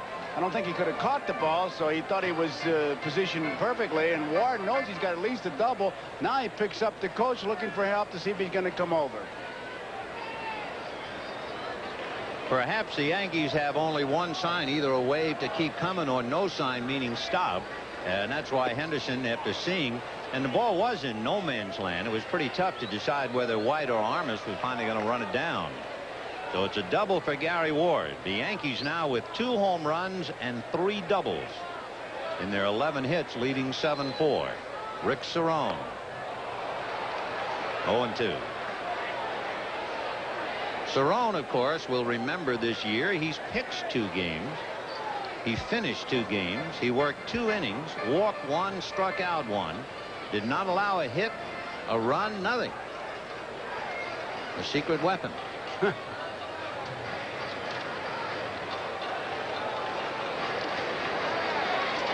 Do you think they ought to do that? Bring in non-pitchers to pitch? Yeah, I'm not too happy about it. I'm not either. In the old days, the manager used to go out and say to the pitcher, look, I want to save my pitching staff. Would you take a beating for me? I mean, he'd be that blunt about it. I don't like that bringing in because there are hits that are gotten off these guys, and I don't think they should do it. Bobby Meacham coming up. Bobby is grounded out and flied to center 0 for 2. Of course, the biggest reason and excuse, I guess, they use is the fact that we have 24-man rosters and there are players short, blah, blah, blah. Well, I still don't think they should do it. No, not while they're still charging major league prices. Well, that's part of it. But, I mean, let's say a guy's, you know, got a streak on like Molitor. Yeah, that would be awful. I mean, would that be fair to DiMaggio? Right. Or if a guy's got an incentive thing going, you know, so many base hits. And then, of course, remember Bobby Valentine irritated some people when Cerrone was pitching. He put in what? Witt? Bobby Witt, yeah, the pitcher to pinch hit. You know, you look at a lineup like that, you think it's spring training and we're all going to Clearwater to play. 3-0 to Bobby Meacham. Ward at second, 2 out in the 5th inning. In there. Feast or famine for Frazier. He struck out Pasqua and Cerrone, but Ward doubled. And he had Pagliarulo strike out, so his last 3 outs have been strikeouts. 3-1. Whack to left. And racing is Hendrick to pick it off. Fine play by George Hendrick to backhand that bullet heading in the corner. No runs, 1 hit. Ward left at second for the George Hendrick Marching and Chowder Society. George makes a great play. The end of 5, 7-4 Yankees. The Yankees leading the Angels 7-4. The Angels had a 4-run first inning, but it has turned to sand ever since. Ron Guidry has retired 12 in a row. And here's Brian Downing, who singled and grounded out. Vin, if my scorecard is accurate, 11 of those outs have been in the air. 1 ground ball. Indication his fastball's got to be moving. Right. It was Downing who had the ground ball, a strike. For the Angels, who must have thought that they were singing in the first inning. They had a walk, 2 singles, a stolen base, a double, and a home run. And they haven't been heard from since. High fly ball into left center field. Henderson and Ward, and it's Ward. 13 in a row. Another fly ball. Tony Armas, the batter, homered and popped up. Homered to right field. And it was a big one, a 3-run home run. I would say that Guidry has 3 pitches going for him now. A good fastball, a hard slider, and he changed speeds well. And apparently he's found the strike zone, too. Like that.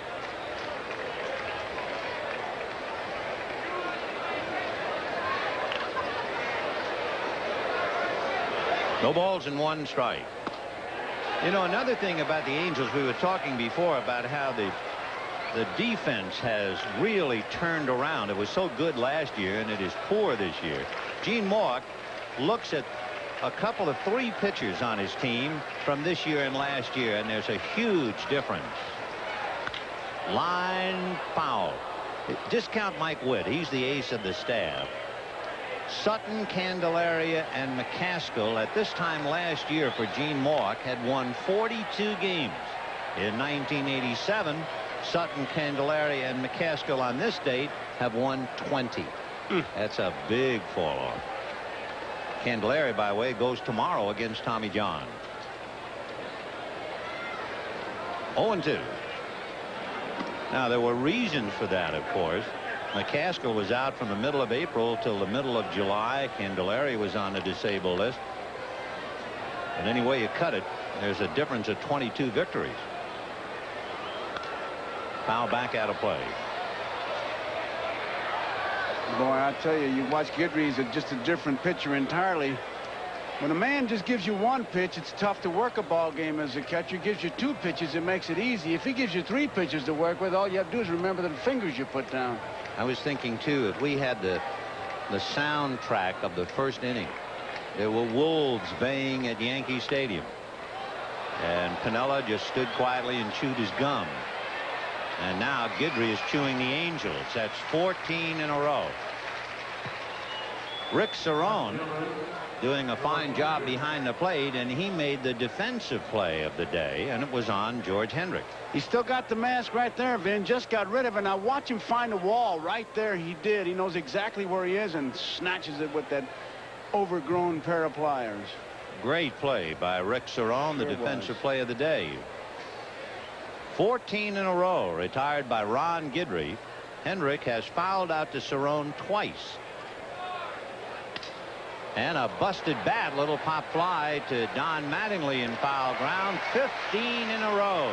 Louisiana Lightning, and the Lightning is in the air, and that's where the ball's been hit. And at the end of 5.5 innings, 7-4 Yankees. You don't have to pack your bags, but we're going to Rome immediately after baseball. The World Championships of Track and Field. All eyes will be on Carl Lewis. He has to be the big favorite in the long jump. He hadn't lost since 1981. And, of course, he's not only trying for the gold, but he's attempting to break Bob Beeman's record. And, of course, much, much more from Olympic Stadium in Rome, Italy, coming up next.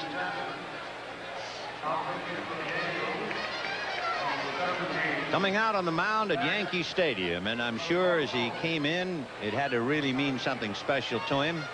Somewhat of a local boy from the other side of the Lincoln Tunnel. From Hoboken, New Jersey. That's where he was born, Jack Lazorko. So it's been Don Sutton, Gary Lucas, Willie Frazier, and now Jack Lazorko. Last year he pitched briefly with Detroit. Lazorko will be pitching to that man Henderson again, then Randolph and Mattingly. Ricky is 2 for 3. Remember, the Yankees going over the 2 million mark. And it will put them in the 2 million mark for the 3rd straight year and the 10th time in the last 11 full seasons. Foul back. The Yankees a big draw on the road as well.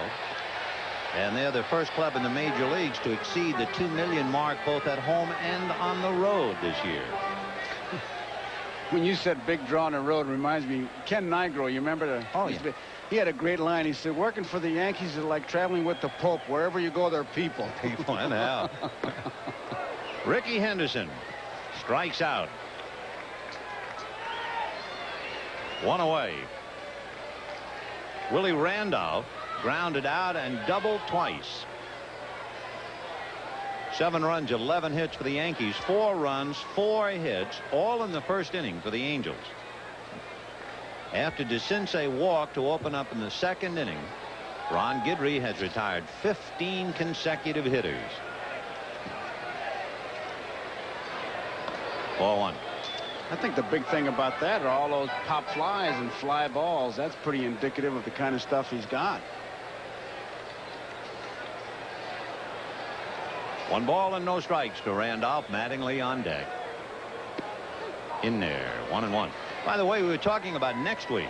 Joe and I'll be at Shea Stadium in New York for the St. Louis Cardinals and the New York Mets. They have played 12 games, and they have split the 12, and they have split them as evenly as possible. The 6 games played in St. Louis and the 6 played at Shea. And they have 3 at Shea and 3 left in St. Louis. Meanwhile, Toronto, another contender in the American League East. Toronto a game and a half behind Detroit and leading Seattle 3-0 in the 7th inning. Foul ball. Sometimes you might wonder what ball players do before they even come out for batting practice. Willie Randolph, who's been out with that operation, he was in the clubhouse, batting stance and bat, looking in the mirror. And I said, what are you doing? He said, just got some checkpoints. I want to check. This is a good ball player. 1-2. And down he goes. So it really means we've had 5 strikeouts in the last 2 innings as far as the Yankee hitters are concerned. The only out other than a strikeout was the line drive by Meacham. Here comes the test, though. Strike this guy out. Yeah, now you got a story. Don Mattingly. We mentioned about Toronto winning. If you're wondering, Detroit is at Texas. Tanana against Harris tonight. The Tigers have won 4 straight and 8 out of 10. Drive to center. Devon White will put that in the ball bag, and that's that. A 1-2-3 inning. First time the Yankees have been retired in order today, and at the end of 6, 7-4 New York. We'll be back after these messages from your local station. What Don Mattingly feels about it. Let the pitchers load up. We'll load up the bats. We'll go from there. But of course, I couldn't agree with him less. Yeah, but a guy like Mattingly, he's going to hit 260 if he used with a pencil. And it's tongue-in-cheek. Sure. Ball 1, 1-0. You think the games are long now? Johnny Ray, single to left in the first inning, lost a hit on a fine catch by Gary Ward. 1 ball and 1 strike to count. Ron Guidry has retired 15 consecutive batters, and during that span, only 1 out recorded on a ground ball. That was Downing in the 3rd inning. Everything else either a pop fly or a fly ball to the outfield. For Guidry, however, as well as he is pitching, he has only completed 2 games in 16 previous starts. So they back him up with Tim Stoddard. And there's a drive into left center. Great catch by Ward. Johnny Ray's got to be talking to himself. Johnny Ray could easily be 3 for 3. It's the second time Gary's taken it away. He had a good jump on that ball, reaches as far as he can, and you can see how they wear that glove now. It's a big glove. Remember in St. Louis, it was almost like a cesta hanging on the right fielder's hand. Look at this one, how he reaches out. That webbing, that's made a big difference. One hell. So Gary Ward makes his second, well, 3rd fine play, twice on Ray and once on Schofield. And here's Devon White, who has hit into a double play and popped out.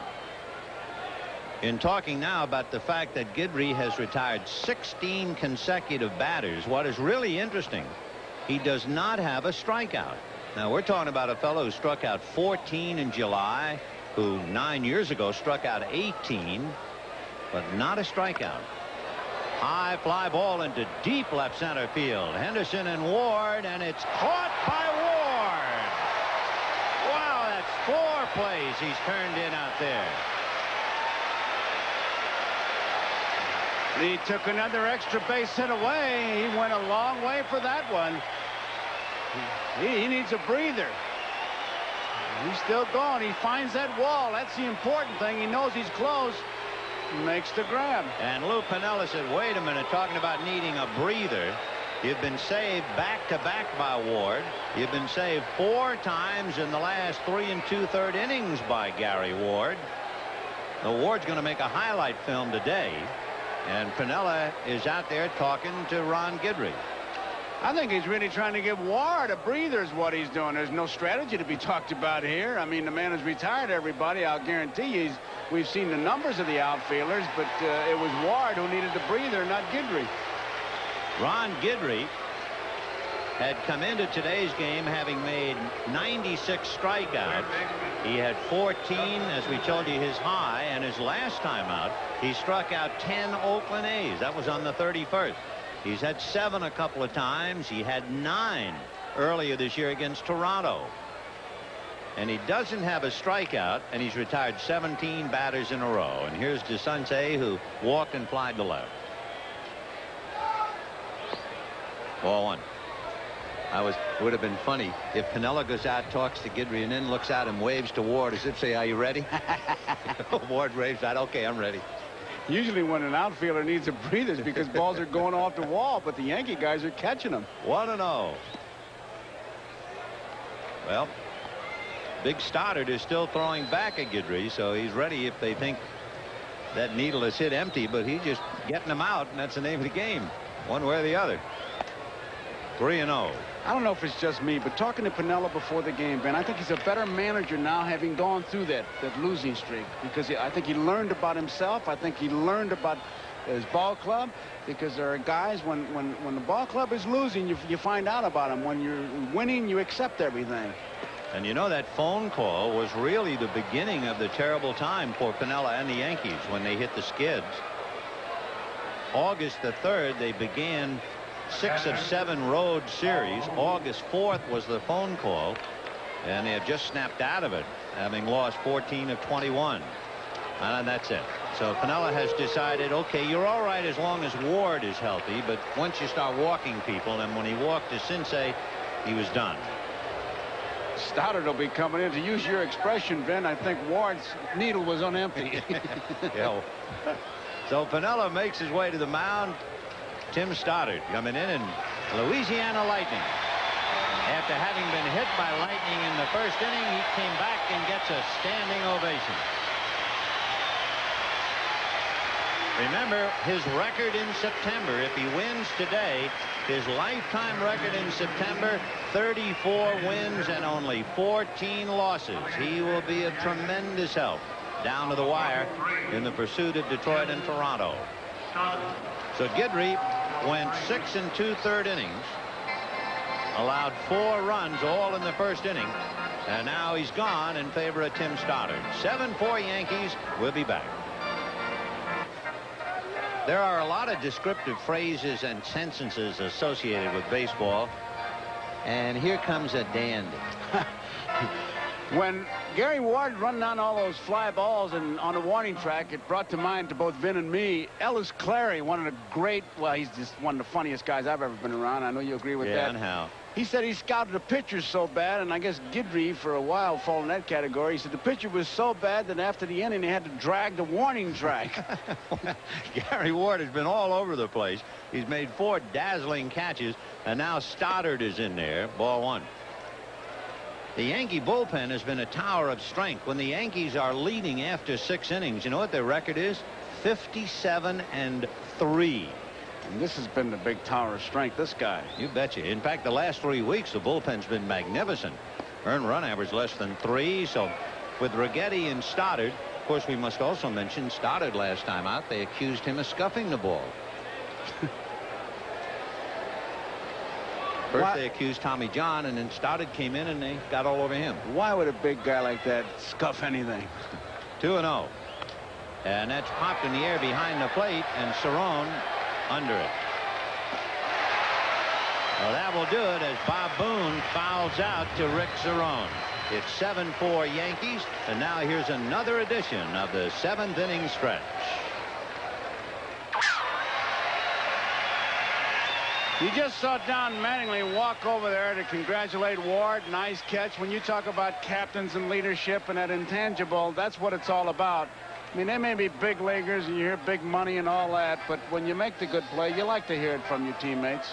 Gee, and he's made some great catches on Johnny Ray in the 4th inning, Dick Schofield in the 5th inning, Johnny Ray again in the 7th inning, and Devon White in the 7th. 4 sparkling catches by Gary Ward in center field. Dave Winfield, Mike Pagliarulo, and Dan Pasqua coming up in the 7th, with the Yankees leading 7-4, and they'll be facing Jack Lazorko.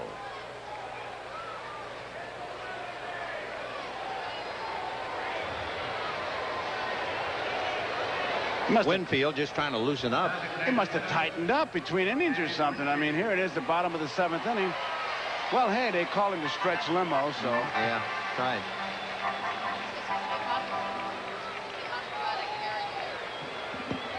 Winfield grounded out, then single to left, and single to center. He's 2 for 3. His single to left in the 3rd inning tied up the game, and then he scored the go-ahead run to give the Yankees a 5-4 lead. And his base hit drove in an extra run in the 4th inning. 1 ball and no strikes to Dave Winfield. It's been Sutton, Lucas, Frazier, and Lazorko. The Yankees trying to beat the Angels 9 out of 11 and 6 out of 7 here at the stadium.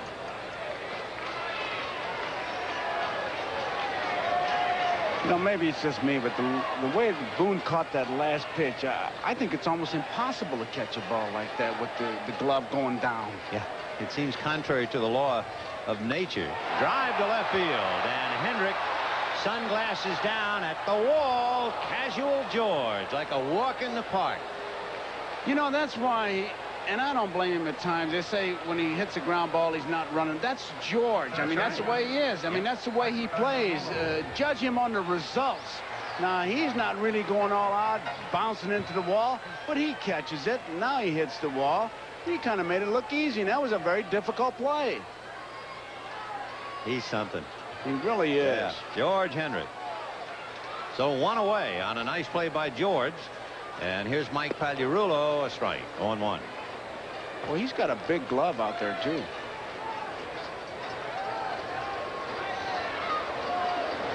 And a line drive and a great split. Lazorko Looked like never a mind hockey catching goalie. the ball. I love that split. Yeah, like a hockey goalie. He was going to prevent a score. Right back at him. Watch him. He's in pretty good position to field it. Balance, and there he goes. Yeah, there it is. Got a save. Good sinker. You can see it breaking away. He battled it. Fine play by Jack, and he did it before 31,566 paid. So the Yankees had gone over $2 million for the 3rd straight year. Pasquaz homered, walked, and struck out.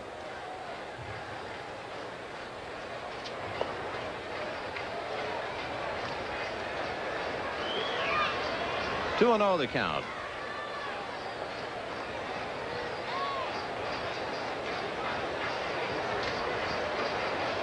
It's 7-4 Yankees, bottom of the 7th.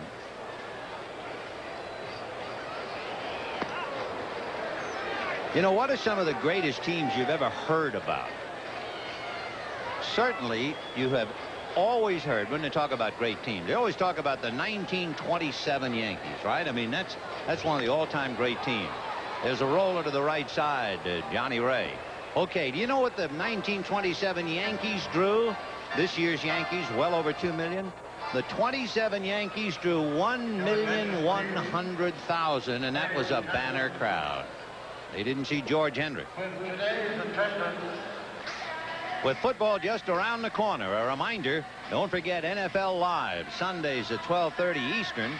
Join host Bob Costas with Ahmad Rashad, Paul McGuire, and Frank DeFord. Depth analysis of the game of football, all the late-breaking stories, produced by John Filippelli. I wouldn't miss it, I'll tell you that. I wouldn't miss it either. NFL Live next Sunday, 12:30 Eastern Daylight Time. All America will be watching. Is that okay, John? Bill Buckner coming up to hit for Dick Schofield. I did a scouting report on Buckner. Uh-oh. Okay? I said to Billy Buck, you still get a room closest to the ice machine so you can soak your feet. He says, yeah. I said, which is the worst town for you to get ice? He says, Toronto. Really? Toronto. I would think Toronto leads the league in ice. I would think so. You know, every time you see the weather, the cold front comes from Canada, right? And that's the toughest place to get ice for his feet. He got a little ice last night for only the 4th time this year. He struck out. That's all, 4 times as an Angel, and only the 23rd time in over 400 plate appearances. So Billy Bucks. Hard for me to look at him and realize that he is, quote, a grizzled veteran, unquote. I mean. Fly ball slicing to left field. Henderson is there. So Buckner, a fly to left, 1 away. So for the Angels, they've had 2 base runners since the 1st inning. And each time it was DeCinces, and each time a walk. So they have not been heard from at all since the 1st. Well, you talk about some termites hitting the bat rack. Woo. Joyner doubled in the 1st inning, but since then 2 fly balls. Make it 3 fly balls.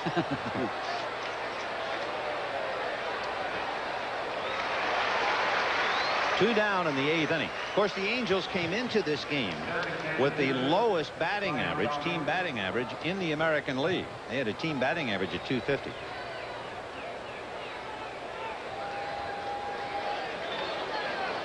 So Gene Mauch will just have to look to John Candelaria tomorrow against Tommy John in the final game of the series.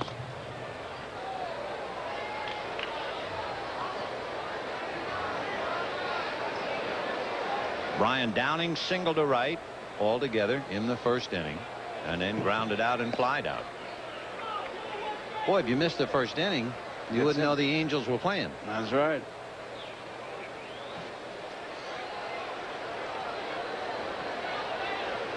Two balls, no strikes.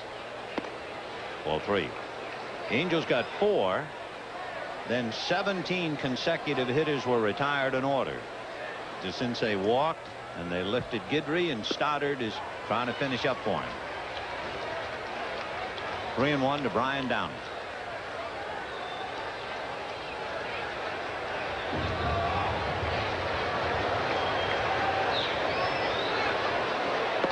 In there. 3-2.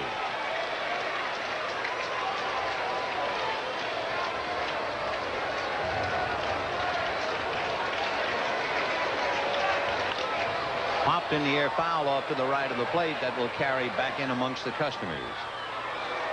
3-2 the count to Brian Downing.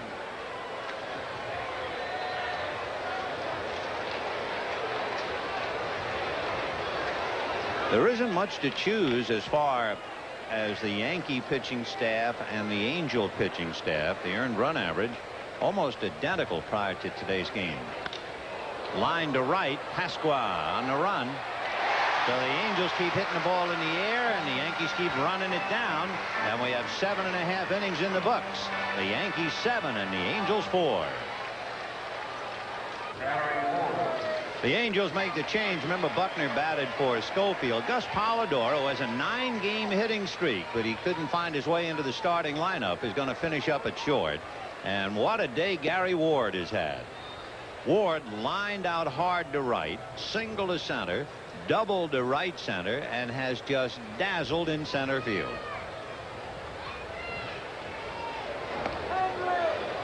Two balls and no strikes to Gary. He singled in Winfield to break the 4-4 tie in the third inning. And the Yankees have not been headed ever since. Fouled away.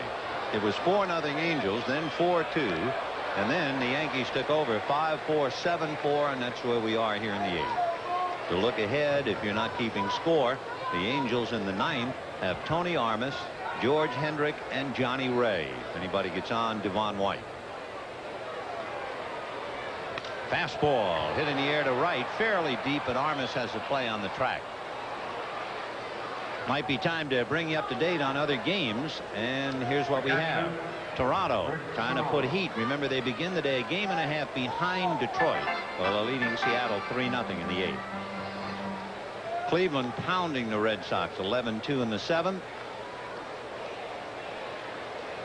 Wait a minute, is that right? We had that upside down earlier. We had the Cubs winning. Did we correct it? Okay, fine. So Cincinnati is leading Chicago 7-2, and there's a looper to Johnny Ray. So the Reds are winning handily, and we have 2 out in the 8th inning. The Reds 5 behind the Giants. The Giants are at home today against the Phillies. Shane Rawley and Dave Gravecki. Bobby Meacham has grounded out, flied out, and lined out. 0 for 3.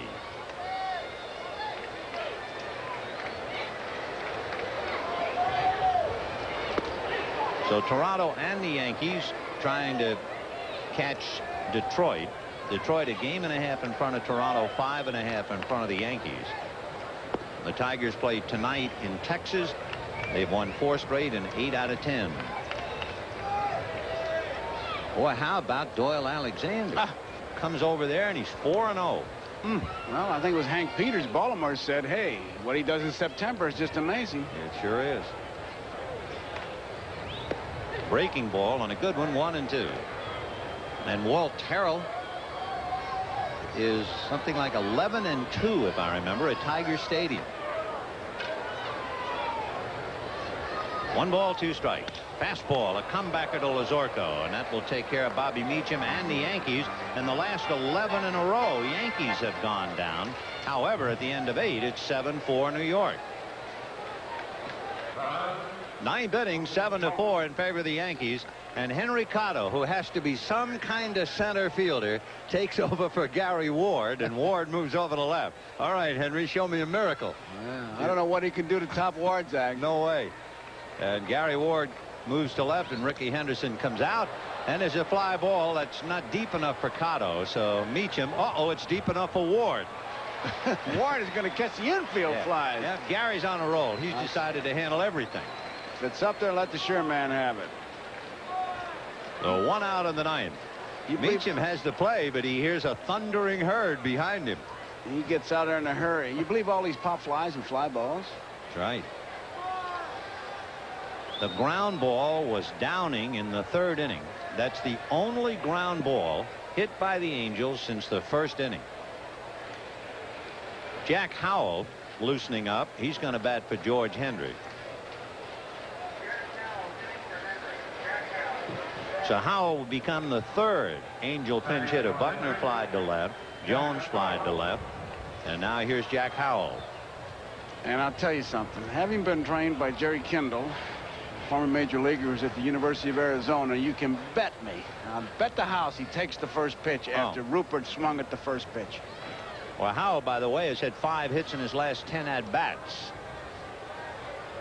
There you go. Strike. So Jerry's watching. Give him a plus. Yes, sir. Jerry, good baseball coach. Jack had a home run and a run-scoring double last night. Breaks his bat and hits a drive to right field. It's a broken bat home run. How do you like that? It? Check the bat, right? Check the bat is right. The broken part went beyond first base. And they want to check it, too. That's the first broken bat home run I've ever seen. In the seats. I can't believe it. They want the bat. Pinella wants that bat. And everybody's hollering the bat, the bat. And they're taking the bat over to the dugout, and Pinella's ticked. John Shulock says, oh, never mind. That ought to go in the trophy case, pal. A broken bat home run hit about 350 feet. And by the way, it's the 8th pinch hit home run. Can't believe it. It looked like he hit it right on a trademark. Let's see. It's inside. And I mean, that bat is broken in half. I was going to say you might be able to see it. No. That's about 5 rows up there, too. Now, let me ask you. What? You and I have been around a long time. Never How many times? I've never seen a broken bat home run. That's it. Whew. Well, that sums up the whole year. That's it. And ladies and gentlemen of the jury, we rest our case. We'll be right back. Jack Howell having something cold sitting between Mike Witt and Jerry Royce. Sitting between 2 pitchers, I guess. But watch this bat disintegrate. He's going to wind up holding the handle. The meat part of the bat went down to first base. But where the ball wound up is shocking. Tim Stoddard has a 2-run lead, but is still somewhat in shock. Lou Piniella first gestured to John Shulock that he wanted the bat. Yeah, Winfield was on the top step. I think I would check everything. I mean, I think I'd check the bat. I think I'd get a weather report. I've never seen that. No. That's a film clip that doesn't just go to This Week in Baseball. That ought to go to Cooperstown. That's a Ripley 1 in a million. The ball probably went 5 rows back. 340, 350 with a broken bat. It's 7-5 in favor of the Yankees. The young bat boy took both pieces of bat, and it wasn't even left in the dugout. It's gone. And when they first hollered to the bat boy, give us the bat, the kid just kept coming, and then finally Shulock took 1 step towards the Angel dugout and then kind of gestured in disgust, oh, never mind. Yeah, but you would think if the bat broke as cleanly as that one did, that, you know, what's the difference what you got in that Super Bowl? I don't know. It's mind-boggling, really. It is. It really is. Yeah. I don't know. Here we go again. The ball is souped up. Maybe the hitters are ahead of the pitchers or something. Dave Righetti will now pick up. I was going to say pick up the pieces, but that's already been done after Howell's at bat. Johnny Ray, who has to be glad if nothing else that Gary Ward is not playing center field now. He's playing left. Ray singled a left. Ward robbed of him an extra base hit in the 4th inning and robbed him again in the 7th inning.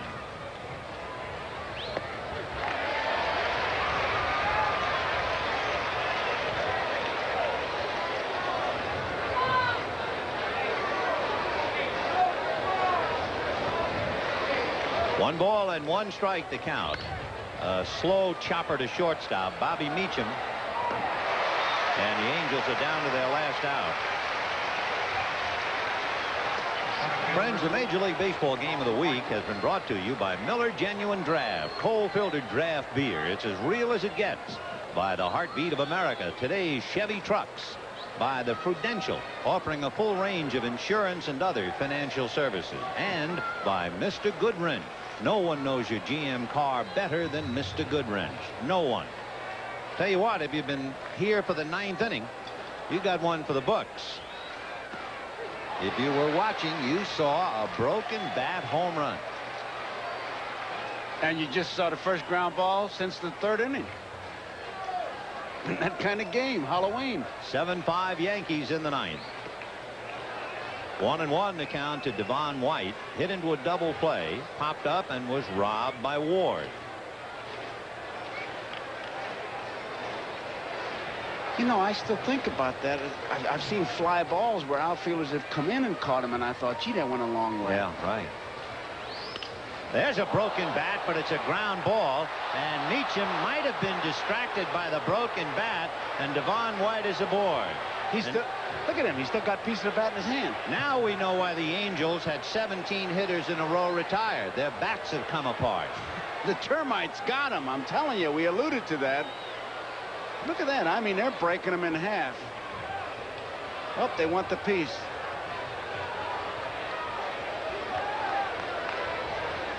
They're going to give Meacham an error. That had to be distracting. Oh, I would think so. So with 2 down, Devon White gets a broken bat error. And Doug DeCinces coming up, and there's a swizzle stick, to say the least. But the other bat, the home run broken bat, that's not in the dugout anymore.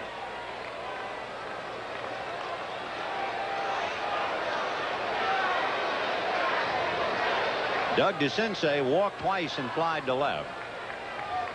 You think they'd let us have that bat? No. I don't either. Fastball a strike, 0-1. You can see Doug at least agreeing and said good pitch. Yeah, Righetti with a little heat on the outside corner. However, DeCinces, who can hit the ball out, represents the tying run. It's 7-5 Yankees in the 9th.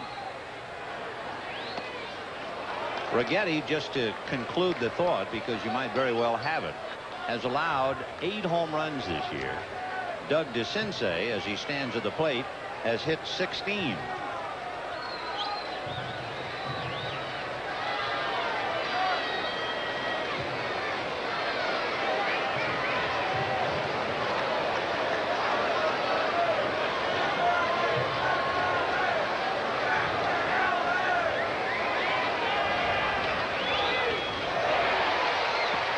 Is that just missed? Yes, just missed. So Devon White moves on to second base. John Shulak turning to indicate no foul.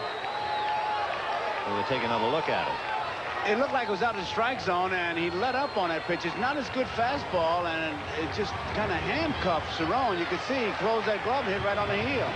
So it's a pass ball charged to Cerrone. White at second, 2 out, 1-2 the count.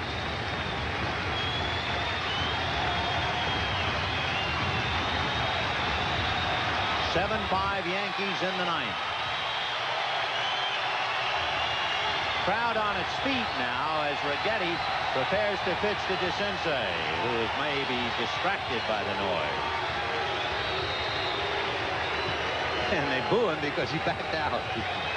1-2.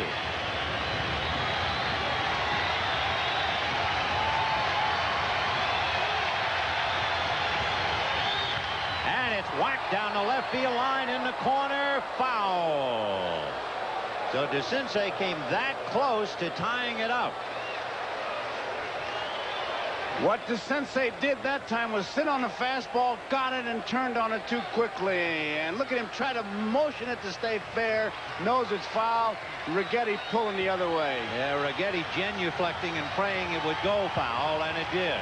1-2 to DeCinces.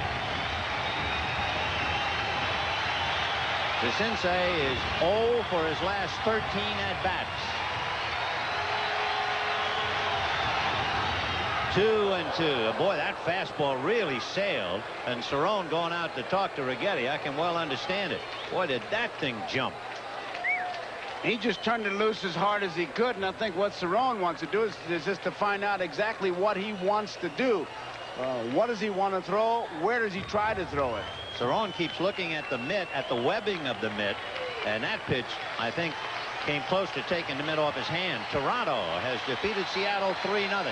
So for the moment, they are a game behind Detroit. It will either be 1 or 1.5, depending upon what the Tigers do in Texas tonight. 2-2 to DeCinces. Ball 3. On deck is Bob Boone. The difference, of course, DeCinces has 16 home runs. Boone has only 2. Well, I tell you right now, it'd be fastball the outside part of the plate. He wouldn't get a ball he can hit in the seats. 7-5 Cincinnati in the 8th. All right, 3-2 to Doug DeCinces, representing the tying run. Ground ball wide to third. Great stop by Pags. The throw, however, is a wild throw. The run scores. DeCinces will hold at first. So Pagliarulo makes a brilliant stop, and it's a base hit since there was no further advancement by DeCinces.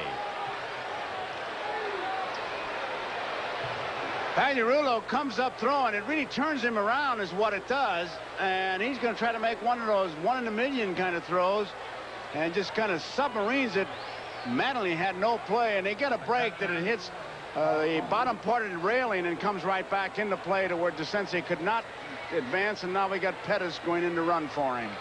So now they put some good wheels at first base in Gary Pettis, representing the tying run. So Bob Boone coming up, and when Pettis comes into the ball game, you immediately wonder, because Gary has stolen 20 out of 24. Boone, meanwhile, is a contact hitter. Boone has struck out less than 10% of the time. So we'll see if Gene Moore comes up with a play. It's 7-6 Yankees in the 9th.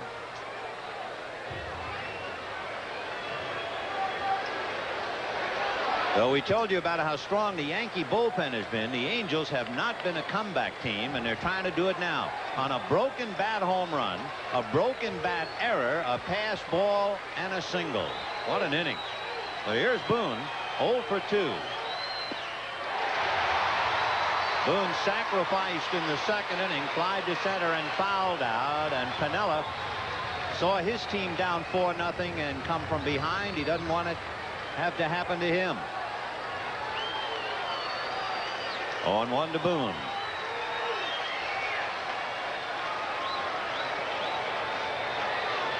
The Yankees were fortunate had the ball not come back to the infield. Had it gone way down the line, DeCinces and now Pettis might have been in scoring position. On the outside corner.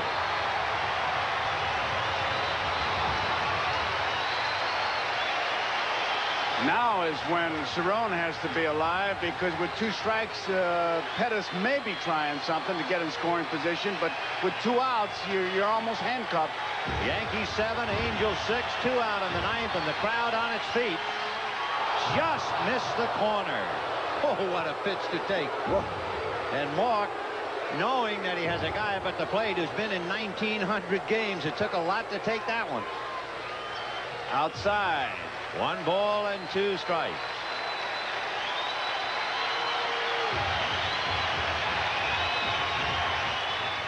Gary Pettis running for DeCinces, representing the tying run. 7 runs, 11 hits for the Yankees. 6 runs, 6 hits for the Angels. 1 ball, 2 strikes. And it's fouled away.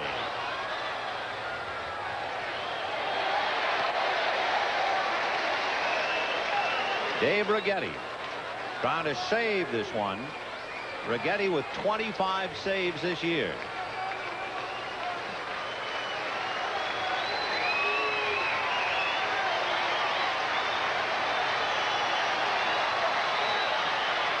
Got it.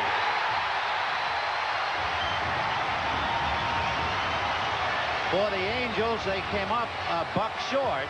2 runs, 2 hits, 1 error. The tying run left at first.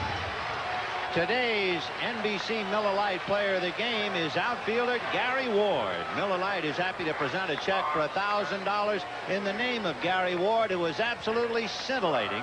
And the check will go to the National Multiple Sclerosis Society. It was almost 3 games in 1. It really was, Ben. You stop to think of a Guidry start and all the fly balls and pop flies, the broken bat home run. We saw a lot of kind of different baseball today. And a reminder, coming up next, the World Championships at track and field from Rome, Italy. Carl Lewis trying to break Bob Beeman's record for the gold in the men's long jump right here on NBC.